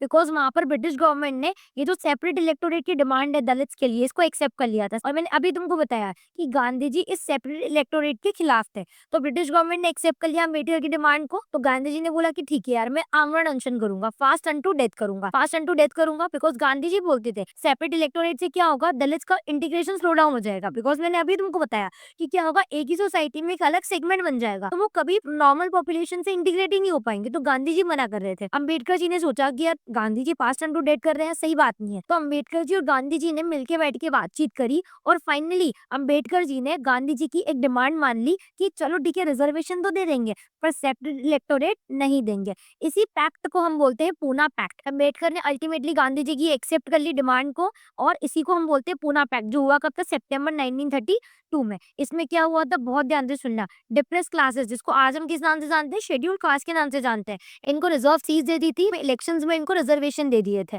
और एजुकेशन इंस्टीट्यूशन में तो दे ही दिए थे। तो इन शॉर्ट इन्होंने बोला कि सेपरेट इलेक्टोरेट तो नहीं मानेंगे, ठीक है, आपको हम कुछ सीट्स पर रिजर्वेशन दे देंगे। तो कुछ पर्टिकुलर इलेक्टोरल सीट्स पे इनको रिजर्वेशन दे दिया गया, और एजुकेशन इंस्टीट्यूशन में भी रिजर्वेशन दे दिया गया, पर सेपरेट इलेक्टोरेट की डिमांड नहीं मानी गई। तो अब सेकंड हमारी लिमिट है मुस्लिम्स की। अब देखो नॉन कॉपरेशन मूवमेंट के जस्ट बाद से ही मुस्लिम जो है वो थोड़ा सा रूठे हुए थे कांग्रेस से, बिकॉज उस टाइम तक यहाँ पर हिंदू महासभा आ गई थी, और Congress was more associated with Hindu Mahasabha. तो मुस्लिम वाले लोगों को ऑलरेडी अलाइनेशन फील होने लगा था कि यार हमको तो कोई इंपॉर्टेंस ही नहीं मिल रही है। तो इसीलिए लिखा है कि मुस्लिम को अलाइनेटेड जैसा फील होने लगा, कांग्रेस जो है वो open national group like Hindu Mahasabha को सपोर्ट करने लगी। इसी कारण हिंदू और मुस्लिम के बीच में टेंशन जो है वो बहुत ज्यादा बढ़ने लगे, कम्युनल वायलेंस भी होना शुरू हो गई थी बहुत सारी जगह। अच्छा, कोशिश की थी कि कांग्रेस और मुस्लिम लीग में कुछ अलायंस बैठ सके, कुछ नेगोशिएशंस हो सके, बट वो सारे वेस्ट हो गए, कुछ भी रिजल्ट नहीं निकला। और ये जो हिंदू मुस्लिम वाली चीजें हैं, जो कम्युनल थॉट्स है, वो यहाँ से शुरू हो गए थे। अब देखो इसके बाद भी एक और मूवमेंट हुआ था 1942 में, क्विट इंडिया मूवमेंट, जो हमारी आजादी का लास्ट मूवमेंट जाना जाता है, बट आपको उसके बारे में कोई डिटेल नहीं दिया गया है। लास्ट में पैराग्राफ है जो मैं आपको बता दूंगी, बट यहाँ पर हमारा जो चैप्टर है वो खत्म हो जाता है मूवमेंट्स वाला। अब इसके बाद में आपको एक नेक्स्ट टॉपिक आता है सेंस ऑफ कलेक्ट, पर अगेन उसको शुरू करने के पहले फटाफट से रैपिड फायर कर लेते हैं। जल्दी से नाम बताओ दो प्रोमिनेंट इंडस्ट्रियलिस्ट के, क्या नाम थे? पुरुषोत्तम दास ठाकुर दास एंड जीडी बिरला। गांधी जी दलित को क्या बोलते थे? हरिजन बोलते थे। दलित के इंपॉर्टेंट लीडर कौन थे? B are Ambedkar. डिमांड क्या करते थे वो? सेपरेट इलेक्टोरेट की डिमांड कर रहे थे और रिजर्व सीट की डिमांड कर रहे थे। गांधी जी और अम्बेडकर जी कौन सी कॉमन राउंड टेबल कॉन्फ्रेंस में थे? राउंड टेबल सेकंड कॉन्फ्रेंस में, जो कहां पर हुई थी? लंदन में, दिसंबर 1931 में। द प्रेस क्लास एसोसिएशन किसने बनाया है? बी आर अम्बेडकर ने। महात्मा गांधी और बी आर अम्बेडकर की सुलह कौन से पैक्ट से हुई थी? पूना पैक्ट ऑफ सितंबर 1932। आप कमेंट से फटाफट से फिक्की का फुल फॉर्म लिख देना, फिक्की आया कब था वो भी बता। सर फाइनली हमारा चैप्टर खत्म होने वाला है। लास्ट टॉपिक और लास्ट पार्ट ये बहुत इंपॉर्टेंट है, बिकॉज ये आपको बहुत बार एक लॉन्ग आंसर में भी बन जाता है। टॉपिक का नाम क्या है? Sense of collective belonging. अब देखो ये वाला टॉपिक ना मैंने टोटल 5 सेगमेंट्स में बांट दिया है, जो बहुत इजी रहता है। सबसे पहले हमारा पॉइंट है आइडिया ऑफ नेशनलिज्म, दूसरा पॉइंट हमारा है इमेज ऑफ भारत माता, तीसरा हमारा पॉइंट हो गया फोकलोर्स एंड फोक टेल्स, चौथा हमारा पॉइंट हो गया नेशनल फ्लैग के बारे में, एंड फिफ्थ हमारा पॉइंट हो गया रीइंटरप्रिटेशन ऑफ हिस्ट्री। अब देखो ये आपके क्या होते हैं, सारे के सारे की बुलेट पॉइंट्स है। आप इसके अंदर आप लिखोगे सब पॉइंट्स, तो ये आंसर भी अगर आपको आते हैं तो आप ऐसे ही लिखोगे। आप प्रॉपर 5 सब हेडिंग्स बनाओगे, उसके अंदर आप एक एक दो बुलेट पॉइंट्स लिखोगे। मैंने प्रॉपर जो आंसर मेंशन किया है अपने नोट्स में वो भी ऐसे ही मेंशन किया है, तो आप इसको ऐसे ही याद करना और ऐसे लिखोगे तो पक्का पूरे मार्क्स मिलेंगे। तो चलो एक एक करके सारे पॉइंट्स देख लेते हैं। सबसे पहला है आइडिया ऑफ नेशनलिज्म। नेशनलिज्म का मतलब क्या होता है? नेशन की फीलिंग आ जाना। नेशनलिज्म हिंदी में बोलते हैं राष्ट्रवाद की फीलिंग आ जाना। तो ऐसा सोचना कि that we all belong to the same nation, तो एक नेशनलिज्म की फीलिंग आ जाना कि हम सब लोग एक ही देश के वासी हैं, we all belong to the same nation, एक राष्ट्रवाद की फीलिंग आ जाना। अभी कैसे आती है? बिकॉज हम सब लोग साथ में मिलजुल कर एक ही चीज के लिए लड़ाई कर रहे हैं, हमारा एक कॉमन स्ट्रगल है। इसके अलावा भी बहुत सारी छोटी छोटी चीजें होती हैं, जैसे लैंग्वेज हो गया, कल्चर हो गया, folk tales, folk songs, paintings हो गई, गाने हो गए, गाना गा के निकल रहे वंदे मातरम वंदे मातरम, तो एक फीलिंग जनरेट हो जाती है। तो स्ट्रगल्स के थ्रू और इन सब एक्स्ट्रा चीजों के थ्रू बहुत सारी फीलिंग जनरेट होती है, इसी को हम बोलते हैं सेंस ऑफ कलेक्टिव बिलोंगिंग। तो नेक्स्ट हमारा पॉइंट है भारत माता। तो देखो जैसे फ्रांस में एलिगोरी हुआ करती थी ना, वैसे ही हमने नेशन को सिग्निफाई करने के लिए, सिंबलाइज करने के लिए पर्सोनिफाई कर दिया, और हमने पर्सोनिफाई इनको करा भारत माता के नाम से। तो सबसे पहली भारत माता को विजुअलाइज सोचा किसने इस बारे में? तो सोचा किसने था इसे? बंकिम चंद्र चट्टोपाध्याय ने। इन्होंने क्या किया था? सिर्फ और सिर्फ विजुअलाइज किया था। अच्छा इन्होंने ही वंदे मातरम भी लिखा है, तो ध्यान रखना ऑथर ऑफ वंदे मातरम कौन है? बंकिम चंद्र चट्टोपाध्याय। अब इन्होंने क्या करा था? भारत माता की इमेज को विजुअलाइज कर दिया था। पर सबसे पहली पेंटिंग किसने बनाई थी? सबसे पहली पेंटिंग बनाई थी अवनींद्रनाथ टैगोर ने। तो देखो इनकी पेंटिंग मैं आपको बताती हूँ। ये वाली जो पेंटिंग आपकी बुक में आपको साइड में पिक्चर दिख जाएगी, ये वाली पेंटिंग बनाई थी अवनींद्रनाथ टैगोर ने। इसमें भारत माता एज अ काम, कंपोस्ट एंड एस्थेटिक फिगर दिखाई देती है, जो डिवाइन है, देवी है, स्पिरिचुअल दिखाई देती है हमें। इसके बाद में धीरे धीरे भारत माता की इमेजेस अलग अलग तरीके की फॉर्म्स लेने लगी। आज के टाइम में हम देखते हैं भारत माता बहुत ज्यादा ऑर्नामेंट्स में रहती है, उनके हाथ में त्रिशूल है। आज हम अलग अलग फॉर्म में भारत माता की इमेजेस को देखते हैं। तो ये देखो भारत माता की एक इमेज है इतनी डिफरेंट, और एक इमेज इतनी डिफरेंट है। थर्ड पॉइंट है folklores and folk tales collect करना। पुरानी कहानियां, पुराने गीत संगीत, पुरानी जितनी भी चीजें थी जो सुना करते थे लोग, लोरिया, कहानियां, तो इन सबको कलेक्ट करने का काम किया इन लोगों ने। तो नेशनलिज्म कैसे हुआ कि धीरे धीरे हर लोग अलग अलग गाँव जाते थे और वहां से इकट्ठी करते थे पुरानी कहानियां जो पुराने जमाने में सुनी जाया करती थी, और उन्हें इकट्ठा करके एक जगह कंपाइल करते थे। और ये काम बंगाल में किया था रविंद्रनाथ टैगोर ने। तो ध्यान रखना बंगाल में रविंद्रनाथ टैगोर ने रिवाइव किया था, और मद्रास में दैट इज तमिलनाडु में मतेशा शास्त्री ने कंपाइलेशन किया था the folklores of southern India के नाम से, जिसमें इन्होंने तमिल फोक टेल्स लिखी थी। तो ध्यान रखना फोक टेल्स एंड फोकलोर्स को बंगाल में रिवाइव किया था रविंद्रनाथ टैगोर ने, एंड तमिलनाडु में दैट इज मद्रास में मतेशा शास्त्री ने रिवाइव किया था। इन्होंने कंपाइल किया था the folklores of southern India, जिसमें इन्होंने तमिल फोक टेल्स को इंट्रोड्यूस किया था। Fourth most important national flag के बारे में, तो देखो हमारे 2 नेशनल फ्लैग आए थे। सबसे पहला इस वाले फ्लैग को हम बोलते हैं स्वदेशी फ्लैग। इसका नाम ध्यान रखना, ये स्वदेशी फ्लैग है। ये कब आया था? 1905 में। और ये वाले फ्लैग का नाम है स्वराज फ्लैग, ये आया था 1921 में। स्वदेशी फ्लैग जैसा कि आपको दिख ही रहा है 3 कलर में है, green, yellow and red colour में। 8 लोटस है जो रिप्रेजेंट करते हैं ब्रिटिश इंडिया की 8 प्रोविंस को। एक क्रिस्चियन मून है जो रिप्रेजेंट करता है हिंदू एंड मुस्लिम की यूनिटी को। बीच में वंदे मातरम लिखा हुआ है, यहाँ पे डिटेल लिखी, एक बार पढ़ लेना। इसके बाद में स्वराज फ्लैग आते हैं। स्वराज फ्लैग के 3 कलर जैसे कि हमको दिख ही रहे हैं, रेड, ग्रीन एंड व्हाइट, और बीच में इसमें क्या है, चरखा है।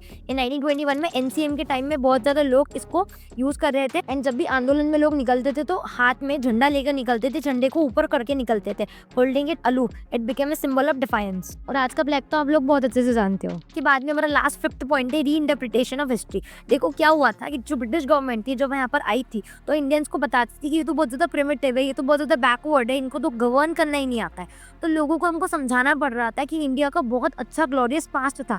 तो हमने यहाँ से हमारी पास्ट को रिवाइव करना शुरू किया। हमने अपने ग्लोरियस पास्ट को सोचा, समझा और हमारे पास्ट पर गर्व किया कि हम लोग कितने अच्छे हुआ करते थे। हमारा इतना अच्छा सिविलाइजेशन था, that is Harappan valley civilization. तो लोगों को समझाया, लोगों को पास्ट से अवगत कराया, और लोगों ने अपने इंडिया में प्राइड लिया, और लोगों ने समझा कि we are not backward, we are not primitive, इन लोगों ने हमको बना दिया है। तो इंडियन लोगों ने अपने पास्ट को डिस्कवर करने की शुरुआत कर दी थी। तो 5 पॉइंट ध्यान रखना। सबसे पहला पॉइंट है आइडिया ऑफ नेशनलिज्म, दूसरा पॉइंट है इमेज ऑफ भारत माता, तीसरा पॉइंट है फोकलोर्स एंड फोकटेल्स, चौथा पॉइंट है national flag, and 5th point है री इंटरप्रिटेशन ऑफ हिस्ट्री। और आपको इन्हें लिखना वैसे ही प्रॉपर सबहेडिंग डालेंगे, इनमें बुलेट पॉइंट लिखेंगे। मैंने अपने नोट्स में मेंशन कर दिया, आंसर वैसे ही याद करना, पूरे मार्क्स मिलेंगे। एक बार फटाफट से रैपिड फायर कर लेते हैं। इमेज ऑफ भारत माता विजुअलाइज किसने करी थी? विजुअलाइज किसने करी थी? इसे बंकिम चंद्र चट्टोपाध्याय। पेंटिंग ऑफ भारत माता बनाई किसने थी? उसे अवनींद्रनाथ टैगोर ने। फोकलोर्स एंड फोक टेल्स को बंगाल में किसने रिवाइव किया था? रविंद्रनाथ टैगोर ने। और मद्रास या फिर तमिलनाडु में किसने रिवाइव किया था? उसे नटेशा शास्त्री ने, जिन्होंने लिखा था फोकलोर्स ऑफ सदर्न इंडिया, जिसमें उन्होंने तमिल फोक टेल्स मेंशन करी थी। स्वदेशी फ्लैग कैसा था? ट्राई कलर था, जिसमें ब्रिटिश प्रोविंस को रिप्रेजेंट करने के लिए 8 लोटसेस थे, और एक क्रिसेंट मून था to represent Hindus and Muslims. अभी लास्ट में आपकी बुक में एक नया पैराग्राफ सा ऐड हुआ है, इसको एक बार बस रीड कर लेना। जैसा कि मैंने आपको बताया था, सीडीएम के बाद में एक और मूवमेंट लॉन्च हुआ था, उसका नाम था क्विट इंडिया मूवमेंट। ये लॉन्च कब हुआ था? 1942 में। हुआ क्या था, इसके जस्ट पहले क्रिप्स मिशन आ चुका था जो फेल हो चुका था, इसी कारण हमने क्विट इंडिया मूवमेंट की शुरुआत करी थी। क्विट इंडिया मूवमेंट, जिसको हम हिंदी में बोलते हैं भारत छोड़ो आंदोलन, इसमें एक स्लोगन दिया गया था, डू और डाई, करो या मरो। तो ये सबसे आखिरी आंदोलन था, और ये एक मैसिव मूवमेंट रहा जिसमें सब लोगों ने अपना इक्वल कंट्रीब्यूशन दिया, और ये हमारा लास्ट मूवमेंट रहा। इसके बाद में प्रॉपर कैबिनेट मिशन प्लान आ गया था, और हमारी कॉन्स्टिट्यूएंट असेंबली बन गई, और फाइनली 1947 में हमें इंडिपेंडेंस मिल गई थी। So thank you for watching our video. अगर आप लास्ट तक बने हो तो आई होप आपको चैप्टर बहुत अच्छे से समझ में आया होगा, आपको सारी चीज़ें क्लियर हो गई होंगी। And I have always notice कि बहुत सारे बच्चे यहाँ तक आ जाते हैं पर हमारी वीडियो को सब्सक्राइब करके नहीं जाते हैं, तो आपका एक लाइक हमको बहुत ज़्यादा मोटिवेट करता है। This video has taken lot of efforts, so please like, share and subscribe our channel, because आपका एक सब्सक्राइब, आपका एक लाइक, आपका एक कमेंट हमें बहुत ज़्यादा मोटिवेट करता है। और ऐसी मोटिवेशन के साथ में मैं और वीडियोज़ को भी लेके आऊँगी आपके साथ जल्दी। अगर आपको कोई सी वीडियो चाहिए तो प्लीज़ कमेंट बॉक्स में मेंशन कर देना। अच्छा, कमेंट में ही नोट्स मेंशन कर दिया तो उन्हें डाउनलोड करके याद कर लेना। And best of luck for your board exams.